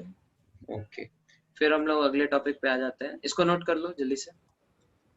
हाँ सर, 2 मिनट। सर वो राइट साइड में क्या लिखा है, येलो कलर पे जो लिखा है? ये हाँ, ये कुछ नहीं है, नहीं उसका फॉर्मूला क्या है, इस this is H2SO4, sulphuric acid. Sir octet expand, octet expand क्या बोला आपने? हाँ सर ऑक्टेट एक्सपैंडेड मतलब 8 से ज्यादा इलेक्ट्रॉन हो गए ना आउटर मोस्ट शेल में। जनरली बॉन्ड हम लोग कब बनाते हैं, जब 8 इलेक्ट्रॉन्स हो जाए, जैसे नाइट्रोजन के यहाँ कितने हैं, 8 हो गए, ठीक है। यहाँ पे भी ऑलरेडी नाइट्रोजन के 8 थे पहले से, 1 2 3 4 5 6 और 2 इधर 7 8, ठीक है। तो जनरली ऑक्टेट पे रुक जाता है, लेकिन पीरियड 3 के बाद के जो एलिमेंट्स होते हैं, पीरियड 3 या फिर उससे ऊपर, वो अपना ऑक्टेट 8 से भी ऊपर कर सकते हैं, ठीक है। इसका रीजन हम लोग आगे के कुछ क्लासेस में पढ़ेंगे, ठीक है। लिख लिया सबने? हाँ सर। लिख लिया। एक मिनट, चैट में कोई कुछ लिख के भेज रहा है, ओके ओके, चलो ठीक है। ठीक है, आगे बढ़ते हैं। फिर हम लोग देखते हैं प्रॉपर्टीज ऑफ कोवेलेंट कंपाउंड्स, ठीक है। तो कोवेलेंट कंपाउंड्स मतलब कोवेलेंट कोऑर्डिनेट दोनों, ठीक है। Okay sir. Properties of covalent compound की क्या क्या प्रॉपर्टीज होगी, बताओ वाल को। Low melting point, low boiling point. Very good, low melting point and boiling point. इसका एक्सेप्शन क्या होगा? आयोडीन क्लोरीन, आयोडीन क्यों होगा? मतलब सर वो जो कंपाउंड था आयोडीन और उसके साथ। नहीं, एक्सेप्शन होता है इसका ग्रेफाइट, ठीक है। और इसका एक्सेप्शन होता है सिलिकॉन कार्बाइड, ठीक है। और भी बहुत एक्सेप्शंस। कार्बन के कंपाउंड्स है ना? हाँ, तो कोवेलेंट नहीं हो सकते क्या? कार्बन के तो सारे कंपाउंड कोवेलेंट होंगे, हाँ सर, ठीक है। ठीक है। और बताओ कोवेलेंट कंपाउंड का क्या कैरेक्टरिस्टिक होना चाहिए? फिजिकल स्टेट क्या होगा? क्या? इजीली सॉल्युबल इन एक मिनट फिजिकल स्टेट क्या होगा इसका? सॉलिड, लिक्विड की गैस? लिक्विड या गैस, इन दोनों में से कोई एक। तीनों हो सकता है, सॉलिड भी हो सकता है, लिक्विड भी हो सकता है, गैस भी हो सकता है। सॉलिड होने के लिए तो बहुत स्ट्रॉन्ग बॉन्ड चाहिए। किसी किसी फॉर्म में ये हो जाता है, ठीक है। सॉलिड्स के कुछ एग्जांपल जैसे हो सकते हैं I2, ठीक है। लिक्विड के एग्जांपल क्या हो जाएंगे? Br2, ठीक है। गैस के तो बहुत सारे एग्जांपल्स हैं, chlorine, Cl2, F2, O2, N2 वगैरह वगैरह, ठीक है। हाँ सर। सर इजीली सॉल्युबल है। हाँ, सॉलिड्स के और एग्जांपल आप देख लो, ठीक है। P4 जो अभी हम लोगों ने देखा। अच्छा, वो जो फास्फोरस अभी हम लोगों ने देखा माचिस के तीली के ऊपर, वही होता है, ठीक है, P4। अच्छा नहीं, माचिस नहीं, एक मिनट, माचिस के तीली के ऊपर वो नहीं होता। अच्छा, फास्फोरस 3 तरह का होता है, white phosphorus, red phosphorus, black phosphorus. माचिस के तीली के ऊपर शायद ब्लैक फास्फोरस होता है, ठीक है। हमने जो P4 का स्ट्रक्चर ड्रॉ किया वो नहीं खा सकते। व्हाइट फास्फोरस हमने ड्रॉ किया P4 का, ठीक है। हाँ सर। ओके, तो ये आपके फिजिकल स्टेट्स हो गए। देन और क्या होता? Soluble in what? पोलर, नहीं, पोलर में आयोनिक होता है ना सॉल्वेंट। तो covalent compounds are soluble in non polar solvents, ठीक है। नॉन पोलर सॉल्वेंट के एग्जांपल बताओ शुभंकर। HCl, HBr। दो लाफा लगाएंगे, नॉन पोलर है HCl। उस नॉन पोलर, एक मिनट सर, लिक्विड में तो नहीं होता है, गैस में होता है। CCl4, बेंजीन, आज ही बताया ना। हाँ सॉरी, बेंजीन लिक्विड होता है। हाँ एक और आप ये देख लो, CH3Cl को भी हम लोग नॉन पोलर मानते हैं, ठीक है। आप बोलेंगे इसके अंदर तो क्लोरीन है, डेल्टा प्लस डेल्टा माइनस होगा, लेकिन उतना ज्यादा नहीं होता है। इसको भी हम लोग ऑलमोस्ट नॉन पोलर ही मानते हैं, ठीक है।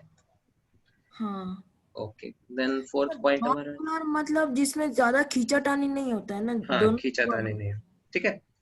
हाँ। ओके, देन और क्या टर्म होगा इसका बताओ। हाँ, इसके टाइप ऑफ रिएक्शंस, इसके रिएक्शंस मॉलिक्यूलर होंगे कि आयोनिक? मॉलिक्यूलर होंगे, आयन नहीं है ना। हाँ, ठीक है, तो टाइप ऑफ रिएक्शन इसमें मॉलिक्यूलर हो जाएगा। सर इलेक्ट्रिसिटी कंडक्ट करता है या नहीं, ये भी पता। हाँ, गुड बॉय। कहाँ गया? फिफ्थ पॉइंट होगा ना, कंडक्टिविटी। कंडक्टिविटी क्या होगी? हाई की लो? लो होगी सर। हाँ बोलो, देवांजन कुछ बोल रहा है। फोर्थ पॉइंट दिखा दिया ना एक बार। फोर्थ पॉइंट दिखा दे, देख लो। हाँ हो गया। ओके, देन फिफ्थ पॉइंट हमारा क्या है? कंडक्टिविटी इसकी लो होती है, ठीक है, जनरली लो होती है। हाँ। अब इसके भी एक्सेप्शंस हैं, क्या क्या एक्सेप्शन होंगे बताओ। ग्राफाइट। एक मिनट, बहुत कैटेगरी ऑफ इसमें एक्सेप्शन होते हैं। सर तो एक्सेप्शन ही क्यों होता है जब इतना सारा एक्सेप्शंस हो? क्या कर सकते हैं, ठीक है। पहला एक्सेप्शन है ग्रेफाइट, ठीक है। ग्रेफाइट क्यों कंडक्टिव होता है? तो कार्बन कार्बन तो क्या डायमंड कंडक्टिव? उसमें वो रहता है अरेंजमेंट के कारण से। हाँ सर, उसका हाँ यहाँ पे, उसमें ठीक है, खाली ये हम हो लोग, जाता है। हाँ ये हम लोग एक चैप्टर पढ़ेंगे बोरोन कार्बन फैमिली, उसमें देखेंगे, ठीक है। सेकेंड कैटेगरी ऑफ एक्सेप्शन वो होगा जो हमारे कुछ कंपाउंड्स पोलर होंगे, ठीक है, polar covalent compounds, covalent compounds, ठीक है। पोलर कोवेलेंट कंपाउंड्स बोले तो जैसे HCl, HBr, ठीक है, हाँ। HI, इसका जब एक्वस सॉल्यूशन बनाएंगे तो ये आयंस की तरह टूट जाएंगे H+Cl- में, ठीक है। हाँ। तो वो कंडक्टिव हो जाएगा। समझ में आ रहा है सबको? हाँ सर। ओके, देन तीसरा कैटेगरी ऑफ एक्सेप्शन, जब यहाँ पे सेल्फ आयनाइजेशन हो जाए। सेल्फ आयनाइजेशन क्या होता है शुभांकर बताएगा। मैं हाँ, क्लास 10th में पढ़ा होगा आपने, ICSE में हमने पढ़ाया क्लास 10th के बच्चों को। नहीं सर, सेल्फ आयनाइजेशन नहीं था, आयनाइजेशन एनर्जी था अच्छा, सर। सेकंड चैप्टर में था ये सब, पता है, या फिर शायद मैं भूल गया। भूल गया। ठीक है, तो कुछ आयनिक कोवेलेंट कंपाउंड्स होते हैं वो आपस में ही रिएक्ट करके आयंस बना लेते हैं। ठीक है, सर ऐसे तो हमारे पानी के जो मतलब बाल्टी में जो पानी होता है वैसे तो हो जाना चाहिए ना। हाँ, तो गुड कंडक्टर होता है ना पानी। ओह हाँ। उतना ज्यादा नहीं होता है क्योंकि मिनरल्स अगर ज्यादा प्रेजेंट हो तो अच्छा गुड कंडक्टर होता है। ठीक है, सेल्फ आयनाइजेशन में के कारण बहुत कम होता है ये रिएक्शन, मतलब हल्का सा कंडक्टिव होता है इसके कारण। तो ठीक है, डिस्टिल्ड वाटर और प्योर वाटर तो कंडक्ट ही नहीं करते हैं हम्म इलेक्ट्रिसिटी। हम्म। ठीक है, तो और इसके एग्जांपल्स है HCOH, COH। ठीक है, तो ये बेसिकली ये एक वाटर मॉलिक्यूल एसिड की तरह एक्ट कर रहा है, एक बेस की तरह एक्ट कर रहा है। ठीक है, H प्लस दे दिया, H प्लस एक्सेप्ट कर लिया। सबको समझ में आ रहा है ना? हाँ सर। हाँ सर। ठीक है, तो these are few examples of self ionization जिसके कारण कंडक्टिविटी थोड़ी सी इंक्रीज कर जाती है। ठीक है, हाँ ओके, तो ये सब आपके प्रॉपर्टीज हो गए। ओके, सर, नहीं सर ये नहीं था, मैं 10th का केमिस्ट्री बुक सामने खोल के रखा सर, नहीं है, शायद नया बुक होगा उन लोग का। नहीं नहीं, अच्छा हो सकता है, लेकिन अभी तो नया बुक तो आया नहीं, हमको तो सब पुराने बुक से ही पढ़ा रहे हैं। चलो ठीक है, जो भी है इसको नोट कर लो जल्दी से। हाँ सर।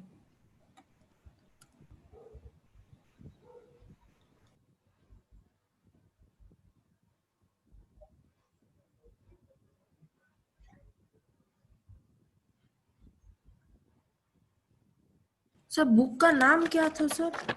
छोड़ो छोड़ो छोड़ो छोड़ो, अभी इधर आ जाओ, लिखो इसको जल्दी से। हाँ सर लिख लिया, इसलिए तो पूछा। नोट कर लिया सबने? सर एक बार पिछला पेज बैक कर सकते हम्म,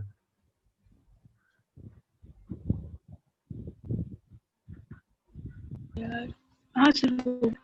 ठीक है, ओके। फिर हम लोग कोवेलेंट, अभी जो सेक्शन शुरू होने वाला है ये सबसे लंबा सेक्शन है पूरी चैप्टर का। ठीक है, this is theories related to covalent compounds. ठीक है, कोवेलेंट कंपाउंड से रिलेटेड क्या क्या थ्योरीज होती है उसके बारे में हम लोग अभी पढ़ेंगे एक एक करके। ठीक है, पहली थ्योरी आएगी वो गलत प्रूफ होगी, फिर दूसरी थ्योरी आएगी वो गलत प्रूफ होगी। पढ़ते ही क्यों है हम लोग? सिलेबस में है इसलिए। ठीक है, आज ही पढ़ेंगे सर। तो भी पढ़ना पड़ेगा। हाँ आज ही पढ़ेंगे सर। हाँ, तो गलत चीज आज ही तो क्या नहीं पढ़ेंगे, आज ही क्या पढ़ेंगे सर? थोड़ा सा पढ़ते हैं, थोड़ा सा। ठीक है, ओ सॉरी, ल्यूइस स्ट्रक्चर क्या लिखते हैं? सबसे पहला थ्योरी आपकी ल्यूइस थ्योरी, ल्यूइस थ्योरी। ठीक है, तो ल्यूइस बेसिकली ये सब थ्योरी क्यों दिया गया, ताकि ये एक्सप्लेन करने के लिए कि कोवेलेंट कंपाउंड्स बॉन्ड्स क्यों बनाते हैं। ठीक है, तो सबसे पहला थ्योरी हमारे ल्यूइस ने दिया, ल्यूइस थ्योरी। इसके हिसाब से वो क्या उसने कुछ कुछ एक्सप्लेनेशन दिया कि बॉन्ड्स क्यों बनते हैं। ठीक है, तो सबसे पहला उसने कारण दिया कि bonds is formed so that atoms के ऑक्टेट कंप्लीट हो। ठीक है, तो स्टेबल। हाँ, बॉन्ड्स, हाँ ऑक्टेट या फिर ड्यूप्लेट भी तो हो सकता है। हाँ, ठीक है, form so that atoms can fulfill their octet। ठीक है, फिर उसने दूसरा पोस्टुलेट क्या दिया कि हाँ, सिर्फ हमारे क्या होंगे, वैलेंस इलेक्ट्रॉन्स ही पार्टिसिपेट करेंगे, only valence shell electrons participate in bonding. ठीक है, बॉन्ड बनाने में क्या होगा, सिर्फ और सिर्फ हमारे वैलेंस इलेक्ट्रॉन्स ही पार्टिसिपेट करेंगे। समझ में आ रहा है सबको? तो इसमें गलत क्या हाँ है? सर। हम बताएंगे ना, अभी पहले थ्योरी पहले पढ़ तो लो। ठीक है, फिर बताएंगे कि गलत है। फिर इसने क्या दिया, ठीक है, इसने एक और फंडा दिया, ल्यूइस डॉट स्ट्रक्चर। ये आप लोगों ने शायद पढ़ा होगा। हाँ मैंने किया है। तो लुईस डॉट स्ट्रक्चर का इसने फंडा दिया जिससे हम लोग बॉन्ड्स को रिप्रेजेंट कर सकते हैं, ठीक है। तो ये थी आपकी लुईस थ्योरी। अब लुईस डॉट स्ट्रक्चर को हम लोग कैसे बनाते हैं उसके लिए कुछ कुछ रूल्स हैं, ठीक है। तो इसको नोट करो पहले, फिर हम आगे बढ़ते तो उसमें तो अलग अलग एटम्स के अलग इलेक्ट्रॉन्स को अलग अलग दिखाना पड़ता है ना? हैं। हाँ हाँ हाँ, वही वही वही। ओके सर, यस सर, कर लिया। लिख लिया सबने? हाँ सर। ओके, फिर हम लोग देखते हैं rules for drawing Lewis structure. अभी तक आप लोगों ने छोटे मोटे कंपाउंड्स का किया होगा लुईस डॉट स्ट्रक्चर, ठीक है। H2O का, NH3 का, हाँ सर, सारे CH4 कोऑर्डिनेट का। बॉन्ड्स का बात की। हाँ, तो अभी हम लोग थोड़े गंदे गंदे कंपाउंड्स का भी करने वाले हैं, तो इसलिए हम लोग को ये रूल्स का जरूरत पड़ेगा, ठीक है। रूल्स फॉर, गलत चीज के लिए भी रूल्स? हाँ ठीक है, गलत चीज के भी रूल्स। कितने बुरे हैं ये लोग ना, इतना पढ़ाते हैं बिना मतलब हाँ का हम सर, लोग। मार देना चाहिए था। ठीक है। तो सबसे पहला काम क्या होता है हमारा, इसमें हम लोग we have to select a central atom. ये select नहीं, rather we have to identify what is the central atom, ठीक है। we have to identify the central atom, ठीक है। किसी भी कंपाउंड में एक एटम होगा जो सेंट्रल एटम होगा और बाकी एटम्स जो होंगे वो सराउंडिंग एटम्स होंगे, ठीक है। तो we have to identify the central atom. ये टर्म बहुत बार यूज होगा तो हम इसको शॉर्ट में CA लिखेंगे, ठीक है। और फिर हमारा काम क्या होता है, एंड सराउंडिंग एटम्स, ठीक है, सराउंडिंग एटम्स, ठीक है। तो जो सेंट्रल एटम के अलावा जो भी एलिमेंट्स होंगे वो क्या होंगे, सराउंडिंग एटम्स, ठीक है। अब हम लोग ये सेंट्रल एटम या फिर CA को हम लोग सेलेक्ट कैसे करते हैं, इसके लिए क्या क्राइटेरिया है, ठीक है। तो जनरली क्या होता है, सेंट्रल एटम कुछ कुछ क्राइटेरिया को फुलफिल करता है, ठीक है। तो हम लोग बारी बारी से उसको देखते हैं। सबसे पहला क्राइटेरिया क्या है कि generally central atom is the one with lowest electronegativity, ठीक है। हेलो, हाँ सर। तो उस कंपाउंड में जो भी हमारे एटम्स हैं उसमें जनरली जो सबसे कम इलेक्ट्रोनेगेटिविटी वाला एटम होगा that is going to be your central atom, ठीक है। तो जनरली मतलब हर वक्त नहीं होता? हर वक्त नहीं होता है, ठीक है। वैसे कुछ Yes, sir. एग्जांपल्स करके आपको ये सब रूल्स ऑब्वियस लगने लगेंगे। अभी लग रहा है कि बाप रे इतना सारा रूल्स है, 2-4 एग्जांपल्स करने के बाद आपको ये सब ऑब्वियस लगने लगेगा, ठीक है। देन नेक्स्ट इज, जनरली क्या होता है, central atom is the one with least number, ठीक है। It is present in the least number, ठीक है। जैसे एक एग्जांपल देख लो आप लोग, H2SO4, ठीक है। तो इसमें लीस्ट नंबर ऑफ एटम्स किसके हैं, सल्फर के, हाँ। ठीक है। तो सल्फर हमारा क्या होगा, यहाँ पे सेंट्रल एटम होगा, ठीक है। तो NaCl में क्या होगा? अच्छा, वो तो है ही नहीं। NaCl कोवेलेंट थोड़ी है, आए नहीं, कैसे ठीक आएंगे? है। ओके, तो H2O2? आएंगे सब पे आएंगे, ठीक है। Okay, then next is generally with highest atomic mass, highest atomic mass, ठीक है। जैसे एग्जांपल आप देख सकते हैं H2O, तो ऑक्सीजन का मास क्या है, ज्यादा है हाइड्रोजन से, तो यहाँ पे सेंट्रल एटम क्या होगा, ऑक्सीजन होगा, ठीक है। अच्छा, समझ में आ रहा है? H2O2 में होगा? हाँ, H2O2 में भी वही होगा, ठीक है, ऑक्सीजन। हाँ sir. Then point number D, दैट इसका क्या होगा,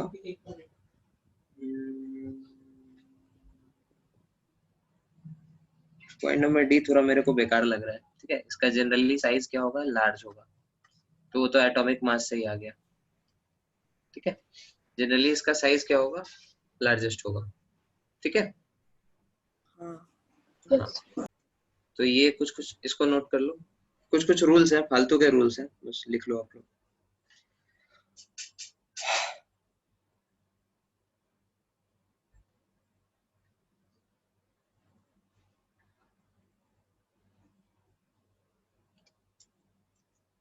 हाँ सर। ठीक है, लिख लिया सबने? हाँ ठीक है, किसी को डाउट नहीं है क्या? सेकेंड रूल, ठीक है, हेलो आर्यन, हाइड्रोजन फॉस्फोरस, ठीक है, दिस कैन नेवर बी आप क्वेश्चन को सॉल्व कर रहे थे। हेलो अपन सेंट्रल एटम, ठीक है, कितने सॉल्व किए? ये कभी भी सेंट्रल एटम नहीं हो सकते, ठीक है। क्यों नहीं हो सकते? आगे कितने सॉल्व किए? क्योंकि कंप्लीट करने का टाइम देखो, क्योंकि सेंट्रल एटम क्या होता है, सेंट्रल एटम जो भी होगा वो एटलीस्ट क्या करेगा, 2 एटम से जुड़ा हुआ होगा, ठीक है, 2 या 2 से ज्यादा से, ठीक है। लेकिन हाइड्रोजन और फ्लोरीन क्या करते हैं, एक ही बॉन्ड बना सकते हैं, तो ये कभी हाँ, सेंट्रल एटम नहीं हो सकते। समझ में आ रहा है सबको? हाँ सर, हाँ सर। हाँ सर। देन नेक्स्ट रूल, ठीक है, ऑक्सीजन, ऑक्सीजन के बारे में क्या कहना है, ठीक है। Nascent oxygen. नहीं, ऑक्सीजन एटम हमारा जो होगा वो कैसे होगा, ठीक है। तो अगर ऑक्सीजन हमारा टर्मिनल पोजीशन पे हो, ठीक है, टर्मिनल मेरे लिए गलत होगा, इसको मिटाओ। अगर ये सराउंडिंग एटम है हमारा, ठीक है, हाँ, अगर ये हमारा सराउंडिंग एटम है तो ऑक्सीजन क्या होगा, डबल बॉन्ड बनाएगा, ठीक है। हाँ और ऑक्सीजन अगर हमारा सेंट्रल एटम है तो क्या करेगा, 2 सिंगल बॉन्ड बनाएगा, हाँ ठीक है। ये सब बहुत ऑब्वियस टाइप का रूल्स है, आपको नहीं लग रहा? हाँ सर, ये तो होता ही है हर जैसे चीज। ऑक्सीजन अगर कोने में है तो क्या करेगा, डबल बॉन्ड बनाएगा, ठीक है। हाँ और ऑक्सीजन अगर बीच में है तो क्या, 2 सिंगल बॉन्ड बनाएगा, ठीक है। यहाँ सर, पे ये ये, rule है। हाँ ये रूल है, ठीक है, ए फॉर एप्पल ही होता है एक टाइप हाँ का। ठीक है। ओके, अगर ऑक्सीजन आपका निगेटिवली चार्ज है, ठीक है, निगेटिवली चार्ज है, तो क्या होगा, ये हमेशा सराउंडिंग एटम की जगह लेगा, ठीक है। जैसे सेम देख लो, HSO4 माइनस देख लो, ठीक है, H2SO4 से एक H प्लस निकल गया, तो ये क्या होगा, H double bond O, double bond O, O minus O H, ठीक है। तो ये क्या हो गया, आपका सराउंडिंग एटम हो गया। समझ में आ रहा है? तो पर ऑक्सीजन का जो सराउंडिंग एटम है, मतलब सल्फर के बाकी 2 साइड्स में, वो तो सिंगल बॉन्ड बना रहे हैं ना। हाँ, तो जिस ऑक्सीजन पे नेगेटिव चार्ज है, ठीक है, वो हमेशा सराउंडिंग एटम में होगा, वो सेंट्रल में नहीं हो सकता। आपका पहला पॉइंट जो सराउंडिंग एटम्स, हाँ, surrounding atom will have double bond. तो नहीं है तो। ये सराउंडिंग नहीं है ना, ये सेंट्रल हो गया ना अभी। सेंट्रल मतलब जो बीच में हो, टर्मिनल एंड में नहीं होना चाहिए, ठीक है। हाँ सर, समझा समझा, हाँ। ओके, देन और कुछ कुछ रूल्स हैं, ठीक है। तो वहाँ क्या HSO4 लिखा है ना H2 है? HSO4, ठीक है। रूल नंबर 4 क्या है, if the compound is positively charged, ठीक है, then positive charge will be on central atom, ठीक है। और इसी का उल्टा, if the compound is negatively charged, ठीक है, तब कहाँ पे होगा, then negative charge will be on, हाँ, negative charge will be on surrounding atom, ठीक है। हाँ जैसे एग्जांपल्स देख लो आप, NH4+, ठीक है, तो इसमें N प्लस, नाइट्रोजन पे हम लोग फर्स्ट प्लस देते हैं ना, हाँ ठीक है। सिमिलरली H3O+ अभी हम लोगों ने देखा, ये क्या होगा, ऑक्सीजन H प्लस, ठीक है। नेगेटिव चार्ज का हम लोगों ने ऊपर एग्जांपल देख लिया, HSO4 माइनस, ठीक है। हाँ ओके, तो ये आपके रूल्स होते हैं, ठीक है। तो ये आपका क्या हो गया, ये आपका ल्यूइस थ्योरी हो गया, ठीक है। अब ल्यूइस थ्योरी में क्या क्या प्रॉब्लम है, एक्सेप्शंस क्या क्या है, सर मतलब एक बार दिखा दीजिए ना लास्ट पेज। हाँ देख लो जल्दी से नोट कर लो इसको सब। तो लुइस का तो पूरा ही चीज प्रॉब्लम है, अब उसमें भी एक्सेप्शन। नहीं, ड्रॉबैक्स हम लोग देखेंगे ना, उसके क्या ड्रॉबैक्स है, फिर अगला थ्योरी आएगा। हो गया सर। लिख लिया सबने? हाँ then drawbacks of Lewis theory, ठीक है।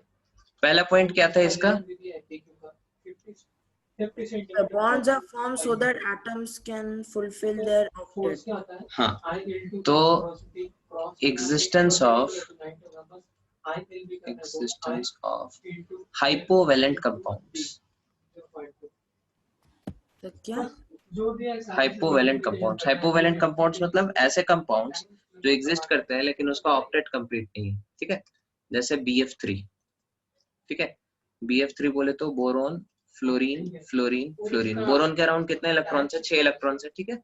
हाँ तो ये कंपाउंड एग्जिस्ट नहीं करना चाहिए क्योंकि ऑक्टेट नहीं है इसका, पर एग्जिस्ट करता है। पर एग्जिस्ट करता है, इसीलिए इसको क्या बोलेंगे, हाइपोवैलेंट कंपाउंड्स, ठीक है। और भी एग्जांपल्स है इसके, BeF2, ठीक है, BeCl2 वगैरह वगैरह, ठीक है। बहुत सारे कंपाउंड्स हम बना सकते हैं। तो ऐसे कंपाउंड एग्जिस्ट कर रहे हैं मतलब इसके थ्योरी में क्या है, कुछ गड़बड़ है, ठीक है। हाँ next reason is existence of hypervalent compound, ठीक है। तो अगर इसकी हाइपरवैलेंट मतलब जिसमें 8 से ज्यादा इलेक्ट्रॉन्स, ठीक है। H2SO4 हम लोगों ने देख लिया, ठीक है। और क्या एग्जांपल देख लिया था, हाँ P4O10 भी आप काउंट करके देखना, ठीक है। उसमें भी फास्फोरस के अराउंड 10 इलेक्ट्रॉन्स हैं, ठीक है। और बहुत एक्सपेंडेशन है ना। हाँ ऑक्टेट एक्सपेंशन है, ठीक है। हाँ this is second exception. Third, existence of odd electron compounds, odd electron compounds, okay. But only valence shall E minus participate in the bonding. हाँ रुको अभी तो पहले पॉइंट का ही है सब एक्सेप्शन है। ऑड इलेक्ट्रॉन कंपाउंड्स मतलब ऐसे कंपाउंड जिसमें कुछ एक अनपेयर्ड इलेक्ट्रॉन प्रेजेंट, ठीक है। जैसे यहाँ पे नाइट्रोजन का ये वाला जो है, this is called as odd electron, ठीक है, क्योंकि ये पेयर्ड अप नहीं है। सिमिलरली ClO2, हाँ ClO2 हमारा ऐसे होगा,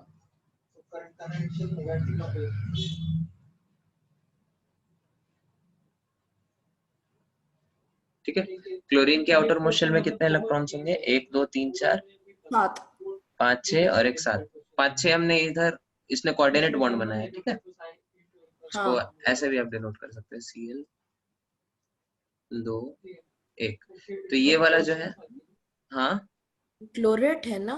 क्लोरीन नहीं, क्लोरेट नहीं है। क्लोरेट क्या होता है? क्लोरेट आपका ClO3 माइनस होता है, ठीक है। तो again this is a odd electron, मतलब एक ही इलेक्ट्रॉन है वहां पे, 2 इलेक्ट्रॉन, जनरली लोन पेयर होता है ना, यहाँ पे हाँ एक ही इलेक्ट्रॉन है, तो these are odd electron compound. समझ में आ रहा है सबको? हाँ सर। ठीक है। देन और इसके एक्सेप्शन क्या है? कंपाउंड्स ऑफ नोबल गैसेस, ठीक है। तो इसकी थ्योरी के हिसाब से क्या होना चाहिए, ऑक्टेट कंप्लीट हो गया तब तो पीसफुल हो जाना चाहिए, लेकिन हमारे नोबल, हाँ बोलिए। क्लोरीन का आउटर मोस्ट शेल में तो 7 इलेक्ट्रॉन होगा, हाँ तो 7 कैसा है? 7 1 2 3 4, अब 5 6 जो इसने इसको दे दिया और एक ये 7। समझ में आया? हाँ अभी समझ में आया। ठीक है, ओके। फिर कंपाउंड्स ऑफ नोबल गैसेस, मतलब जीनॉन के कंपाउंड्स होते हैं, एक CF6 होता है, एक CF4 होता है, एक CO3 होता है, ठीक है। तो ये कंपाउंड भी एग्जिस्ट नहीं करने चाहिए क्योंकि जीनॉन का क्या है, ऑक्टेट कंप्लीट है। बात समझ में आ रही है? नहीं होते भी हैं, किस में यूज होते हैं ये कंपाउंड? यूज क्यों होंगे, होते हैं, बस पहले ये जानो, ठीक है। अच्छा ओके, फिफ्थ, इसने कुछ एक्सप्लेनेशन नहीं दिया स्ट्रक्चर का, ठीक है, नो एक्सप्लेनेशन फॉर स्ट्रक्चर, ठीक है। तो मतलब स्ट्रक्चर बन क्यों रहा है, H2SO4 का, ठीक है, इसने डॉट बना के इस तरह से रिप्रेजेंट कर दिया, लेकिन वैसा स्ट्रक्चर क्यों आ रहा है, ऑक्टेट क्यों एक्सपैंड हो रहा है, इसका कुछ एक्सप्लेनेशन नहीं था इसके थ्योरी के पास, ठीक है। So these are some of the drawbacks of your Lewis theory, तो ठीक सर है। हाँ बोलिए, सर वो क्या लिखा है वो नीचे ReF4 कहाँ RBF4, कंपाउंड का XeF4, XeF4, ठीक है। Okay, so from here will continue in next class, ठीक है। तो इसको नोट कर लो जल्दी से, तो हम लोग क्लास खत्म करते हैं।